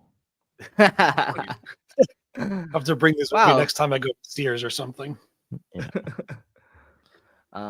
I learned this one actually from when I was an electrician, but it exists in 40K too. This is the chant of the electrotraction.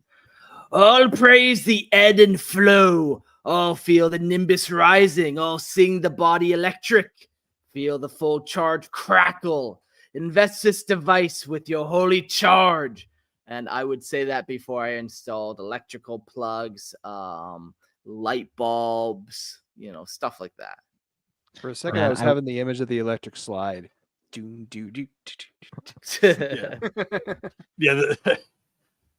We need to inspire all the listeners to go out and do these things in their day-to-day life and just freak the hell out of people. Yeah. Invocations when you start up your computer at work or starting your car. Oh yes, please do, everybody. one that I saw that I liked is from Runic Mechanics, an introduction. The beast of metal endures longer than the flesh of men. Those that tend the beasts of metal must labor long to learn its ways, for a single beast must suffer the mastership of many men until ready to shed its vorpal coils.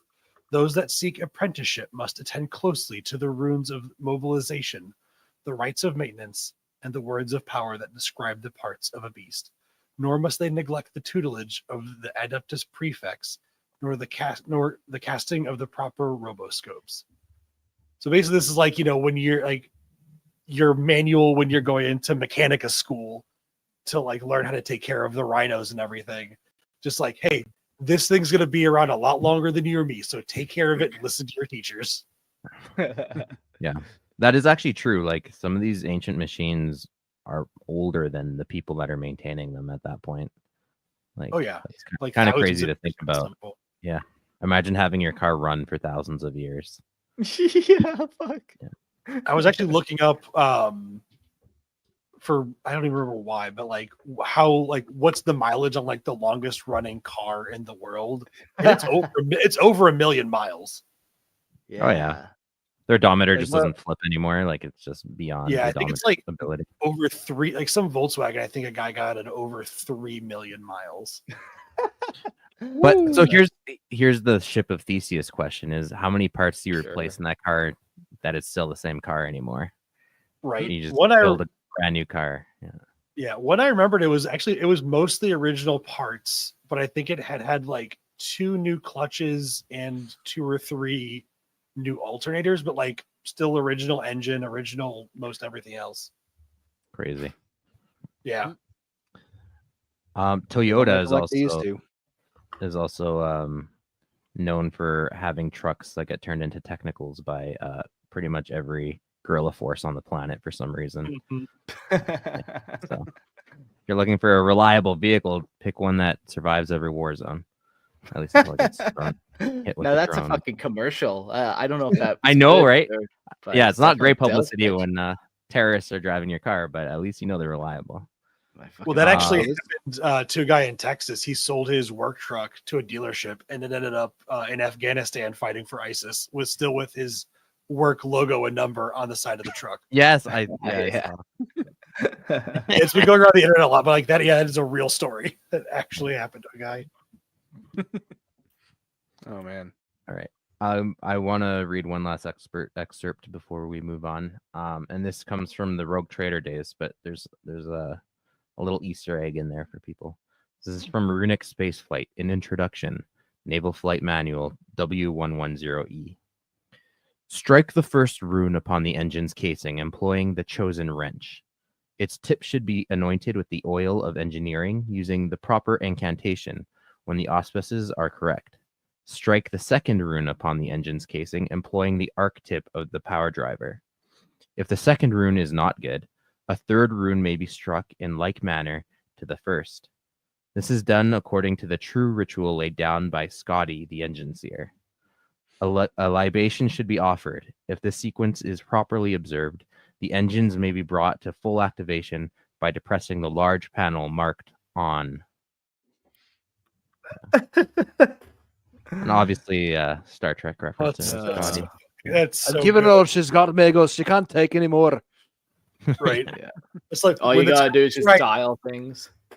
right? Yeah, like when the timing's right, hit it with a wrench and then stab it with a screwdriver just in the right spot. And then hit the on button. Yes. There is that funny little bit though. We all have like that iPhone cord or whatever that always gets fucked on the bottom, so you know just the perfect way to charge it, but no one else would know that way. Yeah, it's all right. Well, that's a fun one.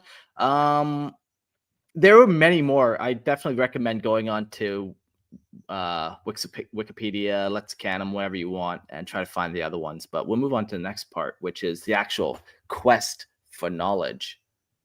The supreme and eternal purpose of the cult Mechanicus is the total apprehension of the ineffable glory of the machine god, Deus in the Machina. The sacred pursuit, both communal rite and individual pilgrimage, is the name it is named the quest for knowledge, a journey not of distance but of revelation. It is held as doctrinal truth that all knowledge already is, pre-existent in the sacred lattice of the cosmos, hidden within the divine code of the Omnissiah's design. Discovery is not creation. Invention is heresy. The role of the faithful is to not forge new truths, but to uncover those that were always written in the new spheric firmament. Thus, the cult is doctrinally averse to impious experimentation or profane speculation. Yet, in the deep vaults of Mars across the innumerable forge worlds, sanctioned inquiry persists, veiled, reverent, and glacial in peace, enough to sustain the Imperium's great engines, though never to transcend the divine limits inscribed by the Omnissiah's will. The creed of the cult is structured upon 16 sacrosanct acronyms, known as the 16 universal laws, as we discussed. These are divided into 2 sacred clusters, the mysteries and the warnings. Safeguards against manifold blasphemies of ignorance and hubris, and the others are holy algorithms by which the faithful walk the path of understanding ever closer to the machine divine. Yeah, so the quest for knowledge is just kind of just keep finding more truth of the universe and figuring out how things work. Yeah, I guess that's really more, we talked about what good is knowledge if you don't understand it. So what good if you have all the doors in the universe, but you don't even know what the fuck a door is. You don't know how to make one. You don't know what it's used for, but you got them. Yeah, useless. I like the description that that knowledge already is pre-exists in the sacred lattice of the cosmos. I vibe with that. You're not gonna find any new truths out there. Like everything already was created. Now it just you can find out what actually exists. It's a quest for discovery. Yeah. When we quote unquote invent like a math theorem, we're actually just discovering like something that exists already. It's just our way of uncovering that truth. Same when we discover elements or things like that. Which also puts us in conflict with social theorists who claim everything is a social construct, but I digress. Oh boy. Well, now here's the part where that everyone kind of came to listen. Tech-Heresy. Oh yeah. Debauchery. Okay. The cult Mechanicus enshrines. I'm sorry, I'm still on freaking Slanesh PTSD. Thanks a lot, Jax. Hope you feel good about yourself. Anyways, the cult Mechanicus enshrines within its sacred liturgies the canon of techno-purity, a holy codex delineating the righteous path of innovation. Deviation from this path is branded as heretechnica, also known as Tech-Heresy, and its perpetrators condemned as soulless heretics. Clever, I see what you did there. Excommunicated from the Omnissiah's light. Among the profane arts, abjured are the summoning of void-born pestilences to scour whole systems, the blasphemous siphoning of stellar essence, and the sacrilegious warping of the machine god's holy dimensions. Yet above all, 3 transgressions are held as the unholy triumvirate: the forging of abominable intelligences, the profanation of the sacred human genome, and the impious inquiry into the immaterium. These are the blackest of sins, wounds upon the great cogitator of the divine.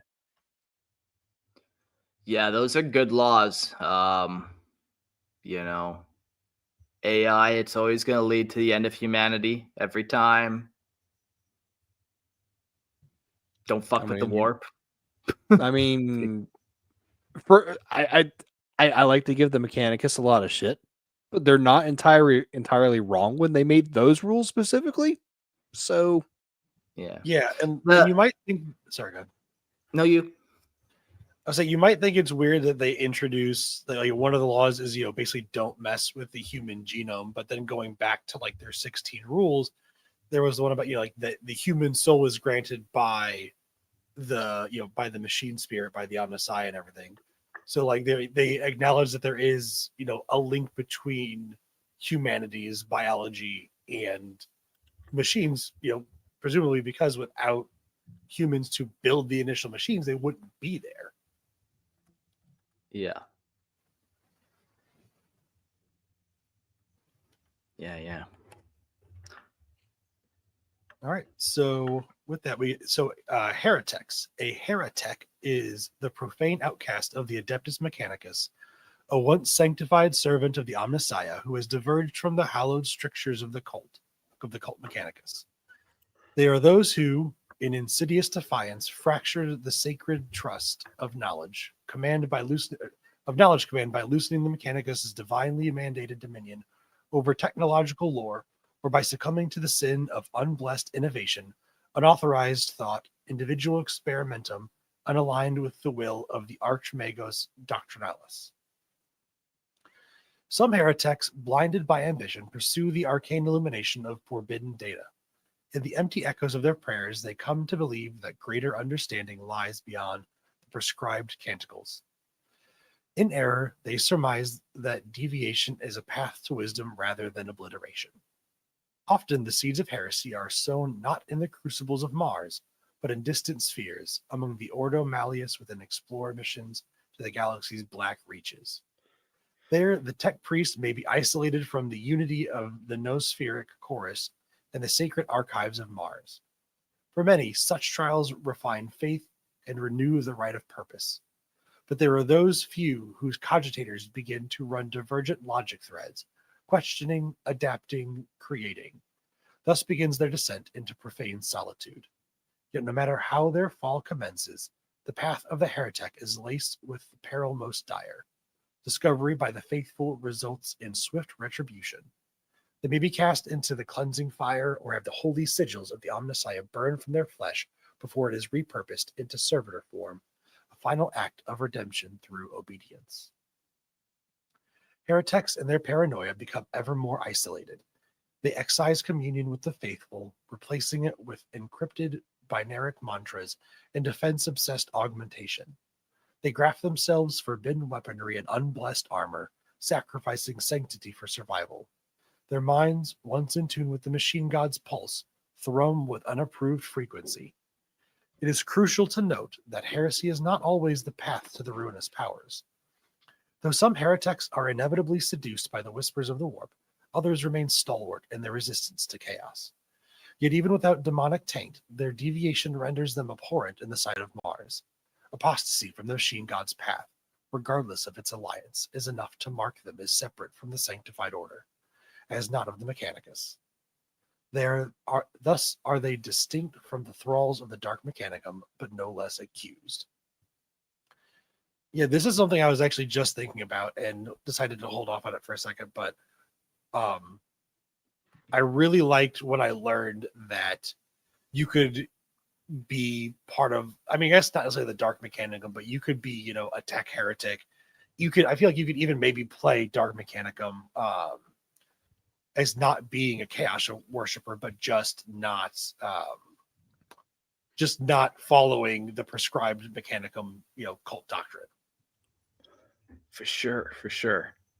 When we were doing the series of just like the cult of excess, the cult of rage, we talked about everything except the Dark Mechanicum, because you're not always necessarily worshiping the ruinous powers when you follow those guys. It's not that kind of cult. Like, they got their own religion is the thing. Even the Dark Mechanicum, they got their own religion. They worship still the machine god and the motive force at the very least. Yeah, they could still be loyal to the Imperium, but they just want to innovate on the tech so they could fight, even like the actual warp tainted Dark Mechanicus and fight chaos and fight Xenos better. But they're just doing it in a way that is antithetical to Mars. Mm-hmm. Yeah. That's why Dark Mechanicum is kind of more like a blanket term of anyone that doesn't necessarily follow the cult Mechanicum that the Imperium recognizes. So doesn't mean all of them are chaos worshippers.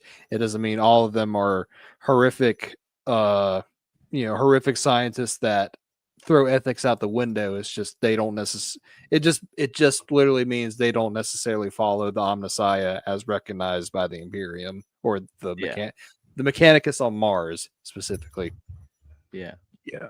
To me, there's just so much room for like innovation, for lack of a better word, for like stories and characters and things, which is really cool. Yeah, you could even have like a heretic who is even doing theoretically good things. Like, oh, I really want to help people. It's just not in a, approved Martian way, and then they get thrown in the fire, or get branded as a heretic and have to live their life on the run. Like, there's really cool opportunities for like stories, right? Like, Yeah. and even sub factions. You could have a genuinely evil like bioscientist who goes off the rails and starts making their own blasphemous, space marine knockoffs and that. Like, there's so many things you could do with that. Did you just name Call? No. Yes. No, but yes. Yeah, isn't that funny? The heretic of all heretics, it isn't a heretic of Call, where he pretty much, going off what we kind of just talked about, fucked around with Space Marines, which is the Omnissiah's divine creation. That's not very respectful. Mark, you need to nail a codex to the doors of GW is what you need to do. Yeah, okay. I'm on it, and my people are on it. Don't worry. Yeah, nail the 16 laws to your nearest Games Workshop storefront. Oh, no. Even though they're made of glass, so they all just shatter. The Lorehammer Reformation has begun. I'll go to the Space Marines that are out front of every shop and give it like a little purity seal. Yeah. Warhammer Legal does not advocate for people vandalizing Games Workshops.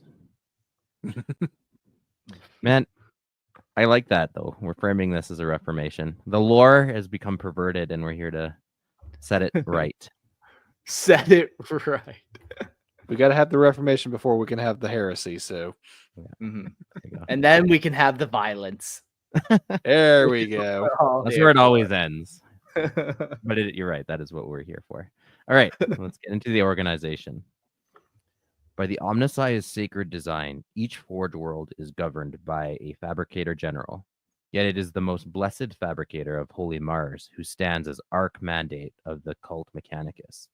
His will resonant through the new sphere like the pulse of a divine circuit. Beneath his sanctified authority serves the fabricator locum, thrice anointed conduit of the Martian will, who may in turn awaken the authority of the Magi. Technicus, Metallurgicus, Alchemists, Cogitatres, and Pedanticum. Their functions ordained by the motive force. To these are added the tech assassins, hive monitors, and holy requisitioners, each a blade, lens, or conduit of the machine god's purpose. So yeah, just kind of laying out all their ranks and titles. Under them serve the faithful, fabricators minoris, fulgurites crackling with divine static, corpuscari irradiated with sanctified voltage, overseers and underseers, stasis clerks who archive time itself, and the sacred crazed techno dervishes who dance to the rhythms of blessed logic. The sum of governance on each world of flame and steel is the forged synod, a conclave of archmagi, binary in thought, and ablaze with divine calculus, presided over by their fabricator general. All such synods, in awe and algorithm, bend a knee to the great synod of Mars, the holiest of circuit thrones, the pulsing heart of the machine god's endless litany.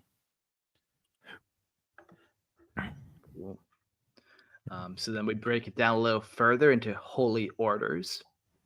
By the luminous will of the Omnissiah, the cult Mechanicus is arrayed in sacred divisions of holy function, known as the Blessed Orders.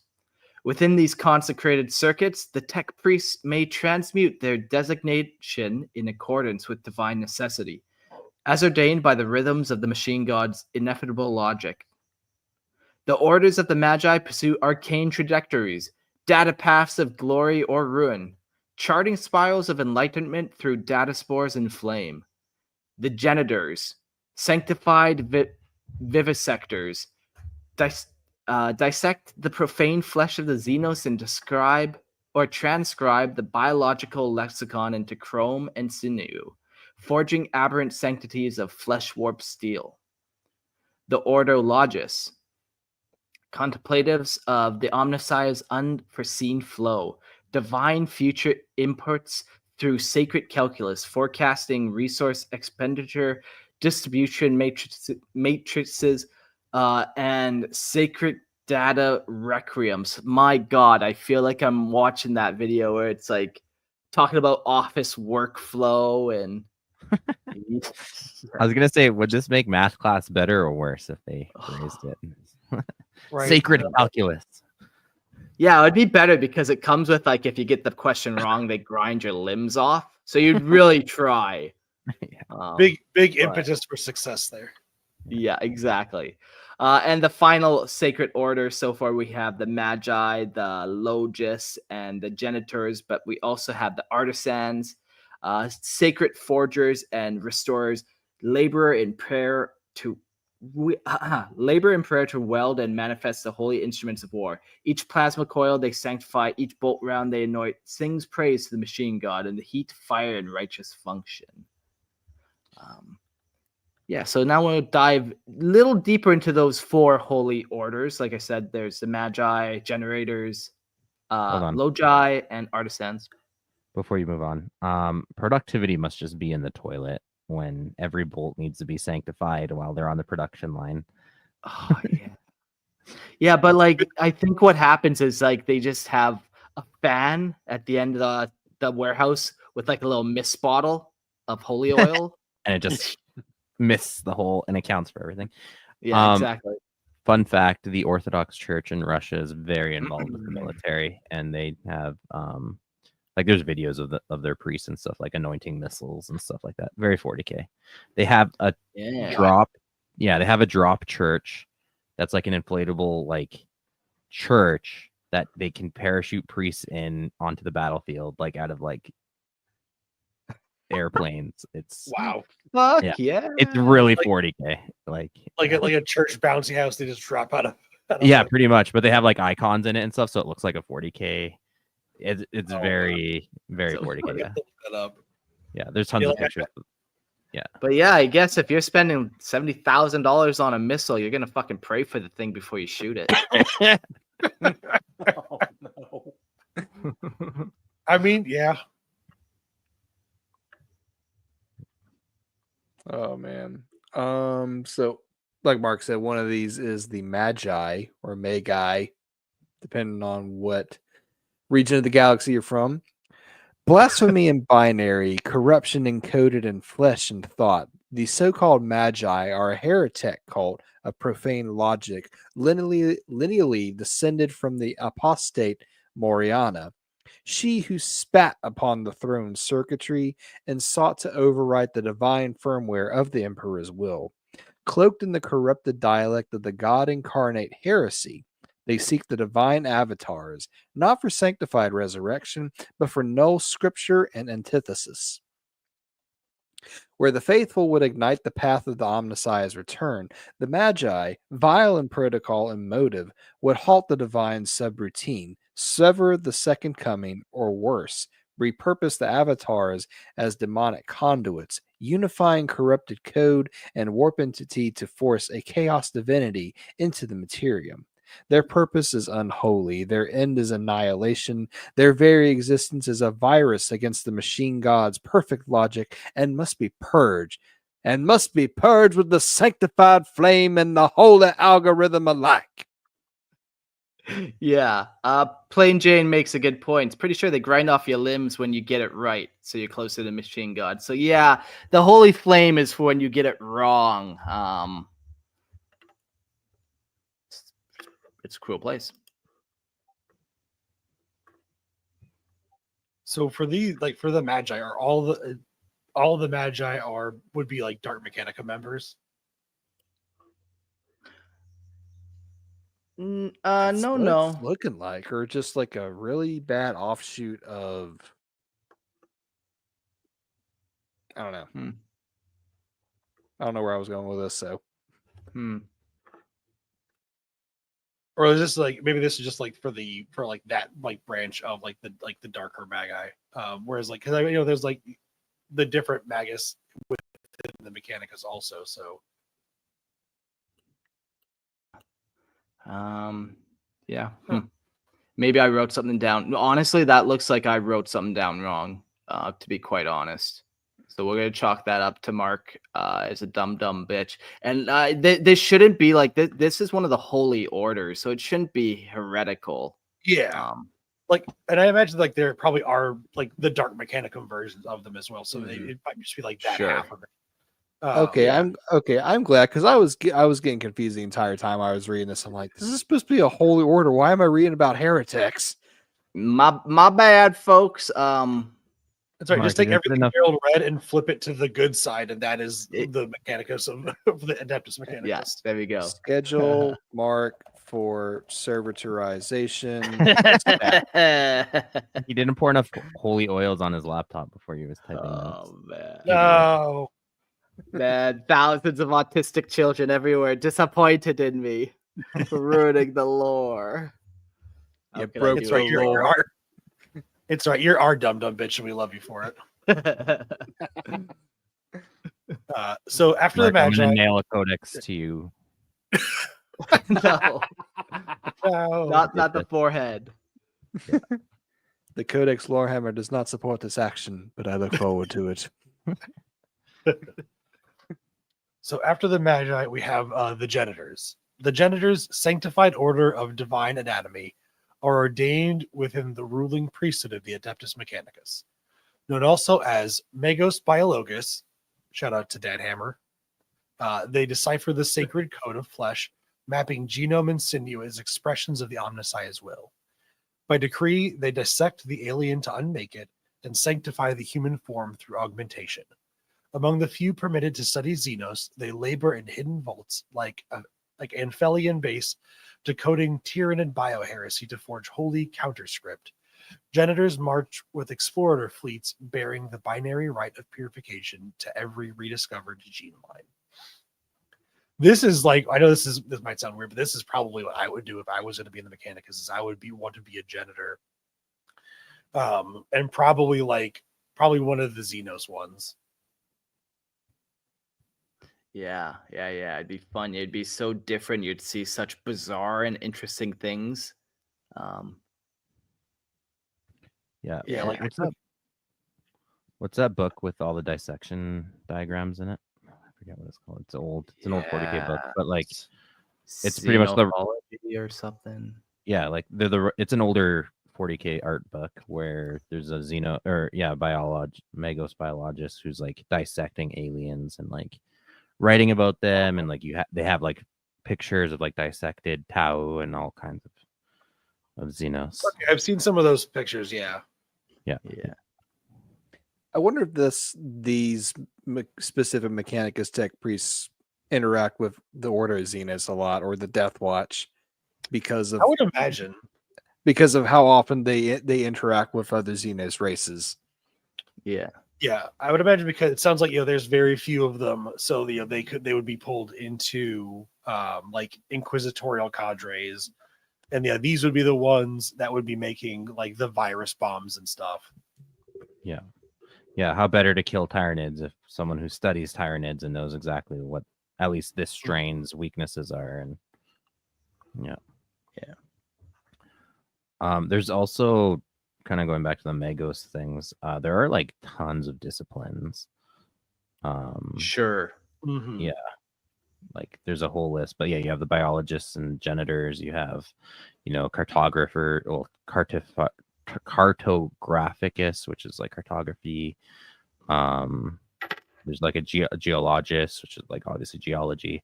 Like they pretty much take the sciences and like turn them into high Gothicize them and then turn them into a tradition. Although I imagine like the alchemies one is the Magos alchemies is probably, I don't know, maybe just as much alchemy as it is chemistry at this point, but yeah. All right. Let's talk about the Logi or Logi. The Logis, high-ranking tech priests of the Adeptus Mechanicus, are the divine seers of data. Their sacred purpose to divine the future through sacred analysis, computation, and foresight. As analysts and logisticians, they forecast the needs of the Mechanicus, their calculations seen on prophetic within the binary faith. Their function is a bridge of the machine god's infinite will, their predictions guiding the sacred flow of resources and destiny. That's cool. They're supply chain clerks that can almost see the future with how well they know their craft. And the final one, artisans. And they are the sacred constructors of the Adeptus Mechanicus and are divine architects crafting machines, weapons, and edifices in service of the Omnissiah. Omnissiah, masters of design, they overseer the holy forges of the forge worlds, commanding legions of servitors to shape the sacred steel and divine circuitry that fuels the Imperium's war machines. Their craft is the manifestation of the machine god's will.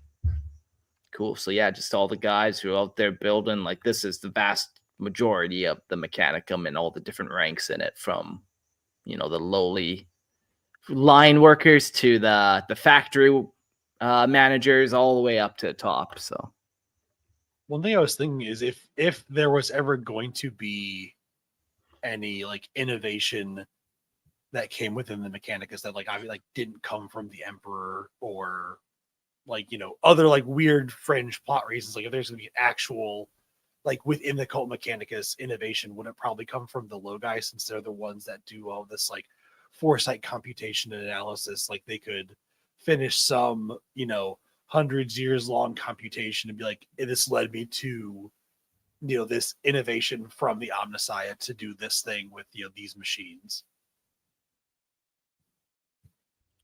yeah, you know, I could definitely see that being a very likely one. You could also make an argument for the Janitors if you come across different elements. Like, just imagine coming across Wraithbone for the first time and then be like, holy fuck, this is a new element beyond what we've ever used. Like, that would change a lot. But I get what you're saying for sure. Logi would be very good. I pulled up Magos too real quick, just as a little recap. Magos is a high-ranking member of the Adeptus Mechanicus. They are devoted disciples of the precepts. That doesn't quite tell what they do. Is there a difference between Magos and the Magi? Yes, there definitely is. And I'm reading the Magos, so that was my problem. I thought that was just a plural form of Magos. That's what I thought too. Yeah. Well, as always, it seems we have to split and go to war with each other, I guess, whenever there's a doctrinal difference. Give me his knees. I want to break his knees. 40K, we have to split right down the middle, so it's going to be 2v2. Yeah. Okay. So they are different things. Magos is its own thing, and Magi is its own thing. And then, yeah, sure, there's also Magos Magi, where it's but fucking that's now we're just nonsensicaling. But Magi, that what we're talking about, the Holy Orders, fuck, it took me to that Chaos Cult one again. I don't know, man. But if you look on Lexicanum, they have some cool artwork that has a logo for it. But what am I supposed to Google? Is it Magos or Magi? What? Magi for sure. Well, actually, I Lexicanum the Cult Mechanicus, and then it, you know, halfway down you learn about the Holy Orders. I sense an infiltration pot by the Dark Mechanicum. Yeah, Oh, no. Honestly, I think so. You know, Agitators. I mean, honestly, the Dark Mechanicum needs their own episode anyways. At some point we in the future. have So. done one before, but it was a while ago, and it would be interesting, like how much new lore has come out, like Vashtar, and I think there's a Horus Heresy character too that's come out since I've talked about him, so it'd be fun. Anyways, let's move on to the military forces. So, military forces of the Omnissiah. The Tech Priest Dominus, a divinely appointed leader, commands a battle congregation, a holy host of servitoria, electro priesthood, and the Legio Cybernetica. Each ranks in sacred function, from the engine seers who bind flesh to machine to the mighty Cataphron Clades and the arcane Corpuscari and the Fulgurite Brotherhoods. You are giving me a lot of words tonight. Conduits of sacred energy. At their command are the robotic guardians of the Legio Cybernetica, led by the Data Smith, the emissary between organic and machine, enforcing the will of the Omnissiah through the unyielding Castellan robots. Yeah, this episode gives Star Trek a run for its money on technical jargon. I feel like their tech jargon, I mean, 40K's tech jargon does make a little more sense though, because they're not just like there are like Legio Cybernetica. You can guess what that means, right? Like, yeah, there are real meanings baked in. Whereas, like, I feel like Star Trek, they just throw a bunch of random words together and claim. Hand me my quantum spanner. Yeah, I'd say that like 40K has more like nonsense tech jargon or like tech jargon words, but because like half of them are rooted in our languages, that they are a little bit easier to grasp what they're going to be doing. That's why when you read in High Gothic, there's just enough actual Latin involved to make it look plausible. I think we did a whole episode a long time ago on like the military forces too, the Mechanicus, if I'm not mistaken, Mark. Yeah, we did.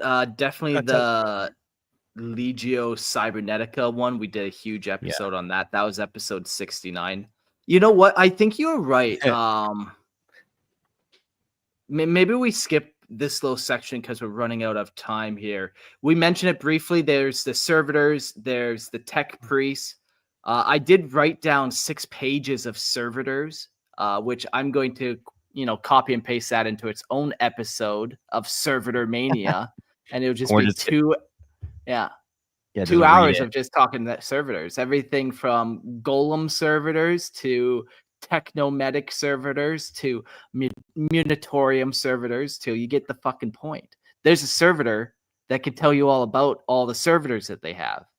Right. The servitor. And then the final branch that they have after the Legio Cybernetica, which is episode 69, is the Sect Missionarius Mechanicus.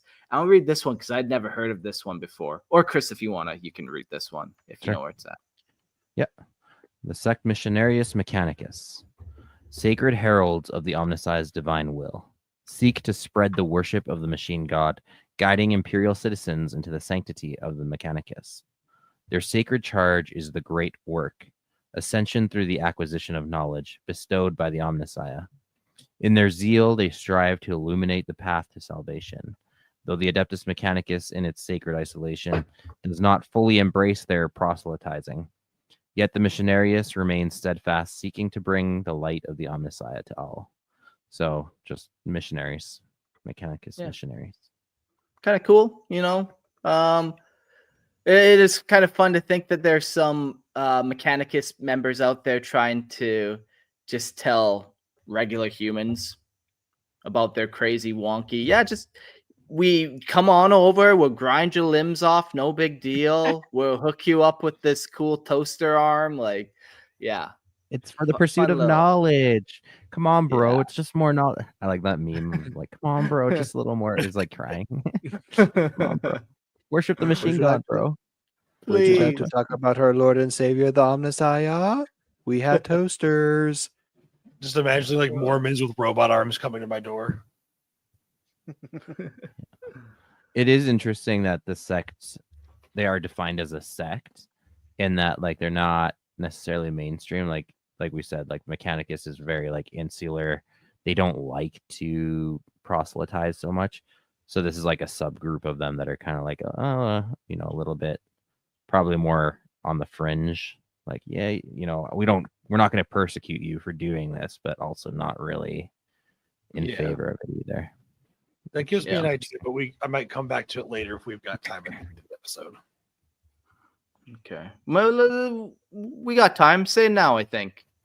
So I guess that makes me wonder, if them going out like this sect trying to go out and recruit is like not mainstream, is not part of like the core Mechanicus. Like, do they have, I guess, like how do they replenish their numbers? Like, is it just they do have enough people coming through? Do they conscript people? Do they have, worlds of, baby making factories? Do they clone? Like, how do they replenish their numbers? Let me introduce you to the little known baby making pits of Mars. They sample the finest seed from the finest magos and distribute it liberally to the masses. Wonderful. It's a beautiful thing when it's done right. Yeah. Cool. Yeah. Well, we're getting to the final little bit. I had a section here about the cult mechanicum and then the imperial cult, but I feel like we did a pretty good job of kind of differentiating them, especially at the very beginning. Some real world tie-ins, and maybe we'll skip that part and jump with the last little bit of our time to the topic of the void dragon, something that comes up often when talking about the machine god. The Void Dragon, a mini so cool that I actually have 2 copies of it.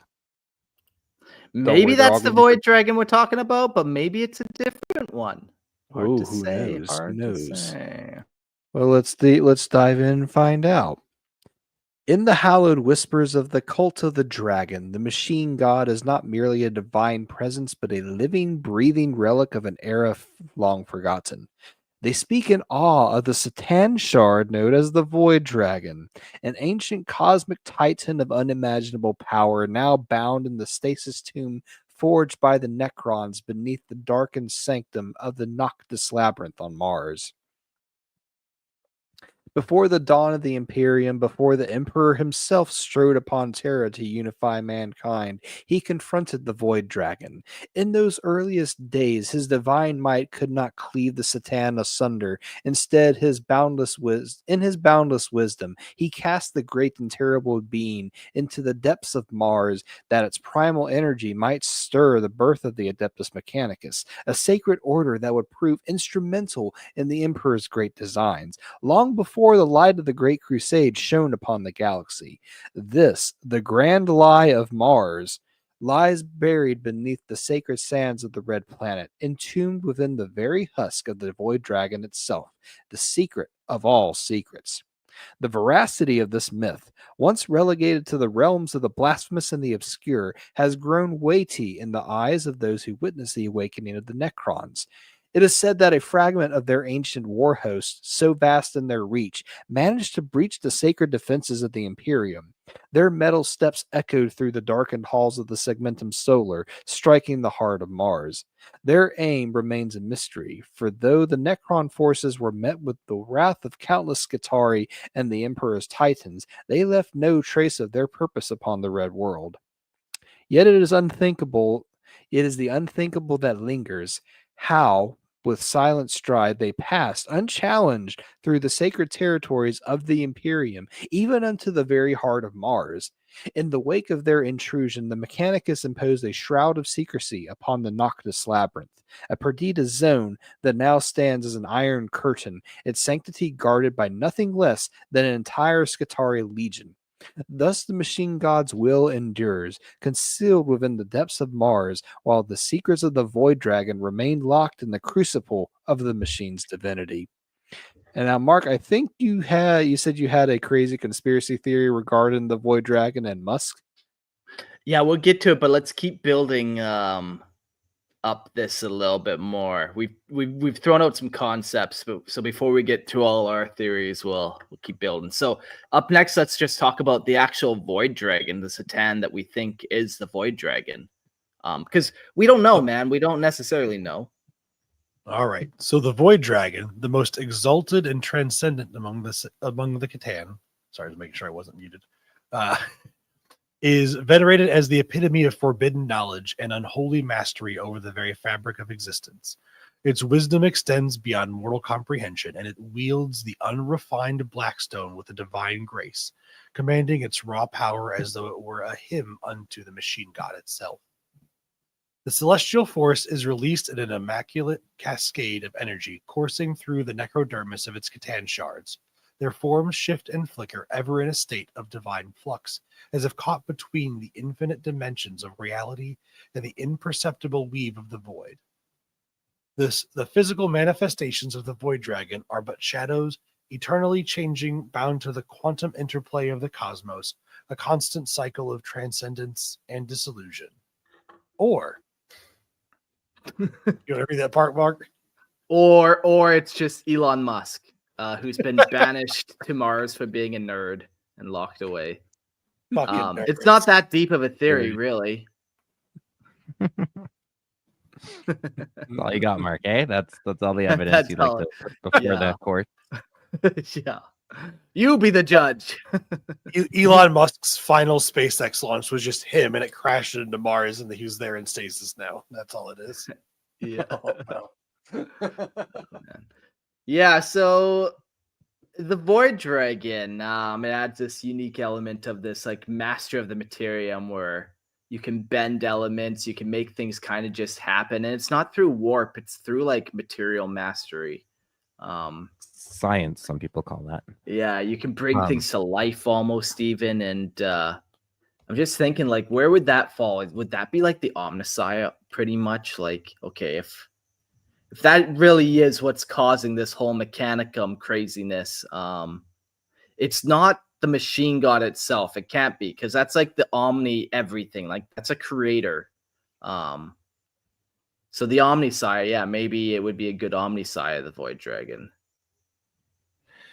Yeah, well, I mean, kind of rewinding to the beginning of this episode, we kind of discussed about like the Mechanicum and how they perceived the Emperor when he arrived. Like if all this is true, then the Emperor did engineer the Mechanicus by capturing and imprisoning the Void Dragon. First of all, so of course he's going to set it up in a way that like when he comes back to collect, he's obviously going to set it up in a way that he benefits from their creation. And then the other thing is the Omnissiah is a lie. Like it once again, it's the Emperor manipulating events and then using people's like own religiosity against them in a way, maybe not against them, but for his own purpose. And yeah, like the Void Dragon is the reason that this cult even started to begin with. You know, the secret whispers, this quest for knowledge, all that stuff is found in the like, or is created by the Void Dragon. Then, you know, yes, the Void Dragon is the Omnissiah, but also the Omnissiah doesn't even exist. Sure. Because it's the Yeah, Void yeah. Dragon. Yeah, and this whole thing is a charade that was engineered. I guess like you could also look at it as like as the Emperor like engineered the Mechanicum, but maybe didn't engineer the religious aspect of it too. Like that part, like when he came to Mars, he knew there would be the Mechanicum there, but maybe he didn't realize that they had become this like religious cult and just had to figure out how to roll with it. This didn't go, and that's also, you know, on brand for the Emperor. This didn't go exactly as planned, but I'll figure it out. Yeah, like it almost reads, and like I did write this myself based off other stuff, but his divine might could not cleave the Satan asunder. Instead, in his boundless wisdom, he cast the great and terrible being into the depths of Mars. Yeah, it almost sounds like there's a tinge of him like, I'll just deal with this later. Like, yeah, there might be a plan for you later, but next thing you know, you started a our cult. first problem. Yeah. Yeah, he's like, shit. That's why you has have it to deal really been with your problems. Yeah, has it really been 30,000 years since I banished the Void Dragon to Mars? Like, I thought I'd get to Go this back and check sooner. on that. I forgot the reminder on my calendar. Fuck. Fuck. Shows back up to Mars. Oh, look, all these nerds here are worshiping the Void Dragon. They're making all kinds of weapons. Well, I guess I better use their religion to make some kind of Imperium so they can make all my weapons for my Great Crusade. Yeah. Okay, there, hoser. And an interesting accent for the Emperor. Were you Another not here interesting- were you not here when we were doing the prime, or which Primarch was it? I don't know. It's Malkador, and then you just see like the it was all the blanks just viewing the Emperor as just this random dude popping up against like all the 10-foot tall Primarchs. Hey, what's up, my dudes? Now you derailed my train of thought. You're welcome.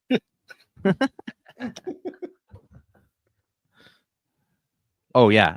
When the Emperor first fights and imprisons a void dragon, it's like the medieval era. So like, there's also some unexplained phenomenon about how he got the void dragon into Mars in that era to begin with.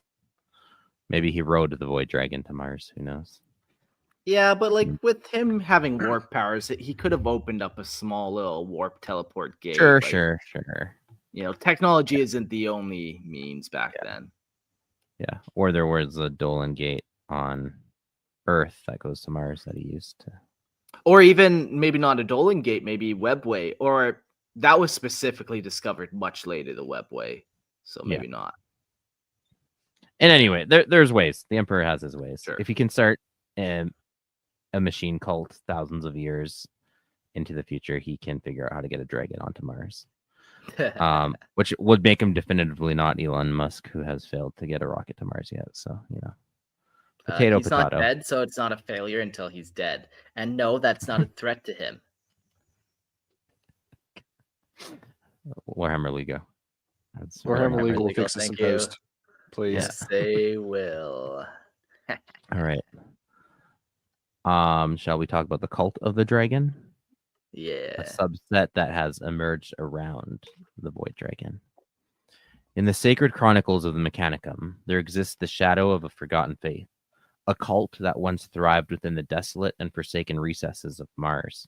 Amidst the enigmatic labyrinths of the Noctis Labyrinthus, this was the cult of the dragon, a sacred order whose devotion transcended the bounds of mortal understanding, dwelling in the realm where the red sands yield only secrets to the faithful. During the 30th and early 31st millennia, the cult was deemed by many as little more than a throng of heretics. Madmen lost to the whispers of the void. Their home lay in the heart of Mars' most perilous domain, a place of deep mystery, where the light of reason seldom touched. To the greater Mechanicum, this region was a forsaken wasteland, a place to be avoided, shunned as though it were tainted by the touch of the divine itself. It was here between the jagged lines of the Valles Marineris and the towering peaks of the Tharsis uplands that the cultists made their abode. In ages long past, many of the Mechanicum's finest tech priests had sought to build their forges upon the cursed land, driven by ambition and the promise of great legacy. Yet their efforts were ultimately in vain, as they were forced to abandon their creations, repelled by the land's unyielding mystery and the malign presence that seemed to stir within the depths. Yet to those few who remained, defiant and resolute, they did not flee. Instead, they formed the cult of the dragon, a fellowship bound by the unshakable belief that the void beneath the labyrinth had hid not just death, but the key to a higher calling. The object of their worship, the slumbering being beneath the sands of Mars, was known to them as the dragon, an entity of vast power, whose presence echoed throughout the very fabric of the machine god's divine creation. Whispers among the learned have since led many to believe that his being is none other than the Catan shard known as a void dragon, an ancient hibernating god of the stars, a titan from before the dawn of the Imperium. Yeah, it stands to reason that, the cult of the dragon is worshipping the void dragon. But to others, this being is more than the remnant of ancient wars. To them, it is the primal source of the faith that would eventually birth the Adeptus Mechanicus. This power bound in the heart of Mars is seen by some as a true origin of the machine god, the divine spark from which all knowledge, all wisdom, and all purpose flows. In their eyes, the cult of the dragon was not mad, but enlightened, worshipping the very essence of divinity, and would guide the Mechanicum to its sacred mission. Yeah. So where do you guys land? Do you want it to be the Void Dragon, this Mechanicum master of the Materium, this Necron master of the Materium, Satan? I think it would be extremely hilarious that everything the Mechanicus is founded on is a complete fiction done by alien technology. It would be freaking hilarious.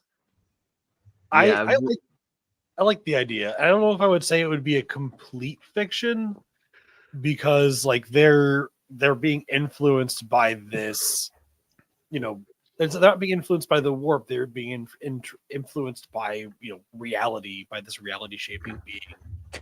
I'm sorry, let me rephrase. Their entire dogma by the time you get to 40K is based on a lie.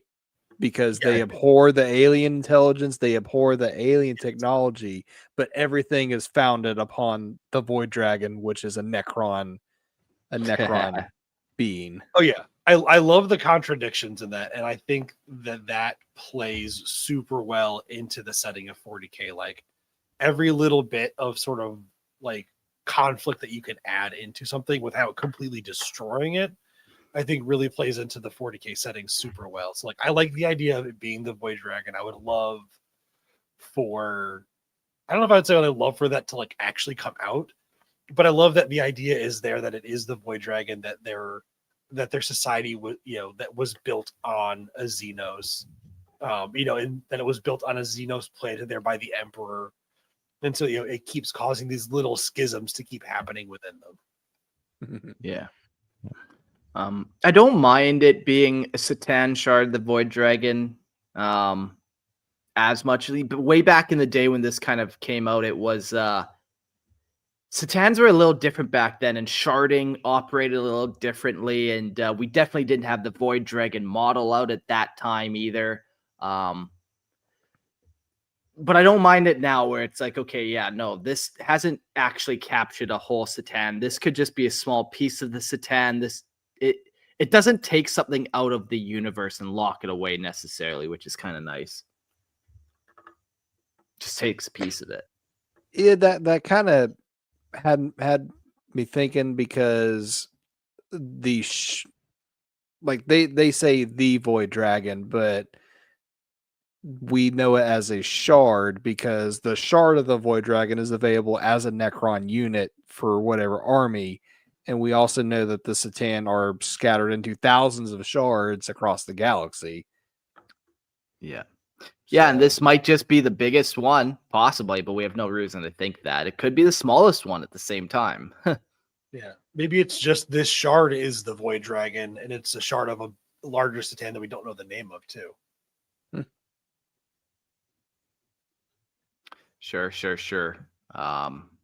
Yeah, like yeah. Who the fuck knows? Christian, what do you think? Do you like it? Do you want it to be the Void Dragon or not? Man, I have mixed feelings. Kind of in the same boat. Like, I wasn't a big fan when they first introduced this idea. I do, but I agree, like, the whole thing on contradictions. Like, even the Mechanicum itself is built on contradictions. Like, the Emperor is contradictions as well. He's a god. He's not a god. It just plays into the setting. But it goes back to the whole thing. Like, maybe throw it out there, but never really resolve it, which lately has been kind of tough, right? Like, and I would like to see some other options also added to the mix, so that it's not the only option, so therefore has to be true. If there's other options, or leaving a little bit of mystery around it. I like the idea too that the Emperor engineered the Mechanicum. That's also, like, in the vein of the hypocrisy of it all. But yeah, I like if it's like, what if one. What if the Void Dragon is just like the first spaceship the Emperor took over there, and it had like a bunch of repository of data, and that's how he did it? Like, it could. I like what you said there, basically, about obviously any of these mysteries, we never want to know the answer. We don't want to know about the second 11th Primarch, but we would like to know options of what they could be, and that makes it fun. Yeah. Give me more options of, like, alternative theories. But don't ever resolve it. Yeah. It's the anticipation that I enjoy. I don't like that. I don't. Yeah. Very cool. I like this episode. It was fun, kind of learning about the tenets and stuff, and all the laws were very interesting. So well thought out. I like definitely how it's just like, the Trinity knockoff. It's just so easy to comprehend and just add so much just right away value, I suppose, or like longevity to it. It's one of the more complicated things to understand in theology, but yeah. So that's another thing actually I don't like about it just being explained away by the Void Dragon, is they have this very rich, like, religion built up, and then, like, just to hand wave it all away, being like, oh, it's all made up, it all doesn't matter. Also, I don't like either. So don't resolve it. Mhm. Cool. Any other closing thoughts on this episode, boys? Nope. Just that there's more to come from the Mechanicum. Yeah, like I have 6 pages of servitors, so let's not forget that they exist out there, typed up and waiting to be read into your little ear holes. Yeah, I think this episode just shows how much, how deep all these factions can go into their own lore.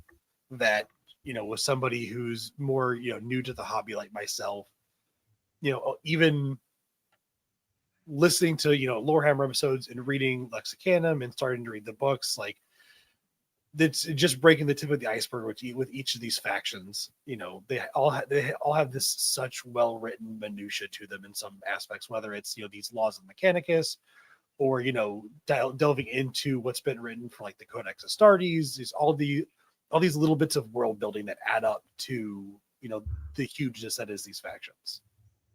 Yeah. Very cool. Well, yeah, let's do some closing thoughts and wrap this episode up. First, we'll say a prayer to the machine god. Thank you for letting our technology work smoothly and operationally. Thank you for not electrocuting any of us when we plugged it all in.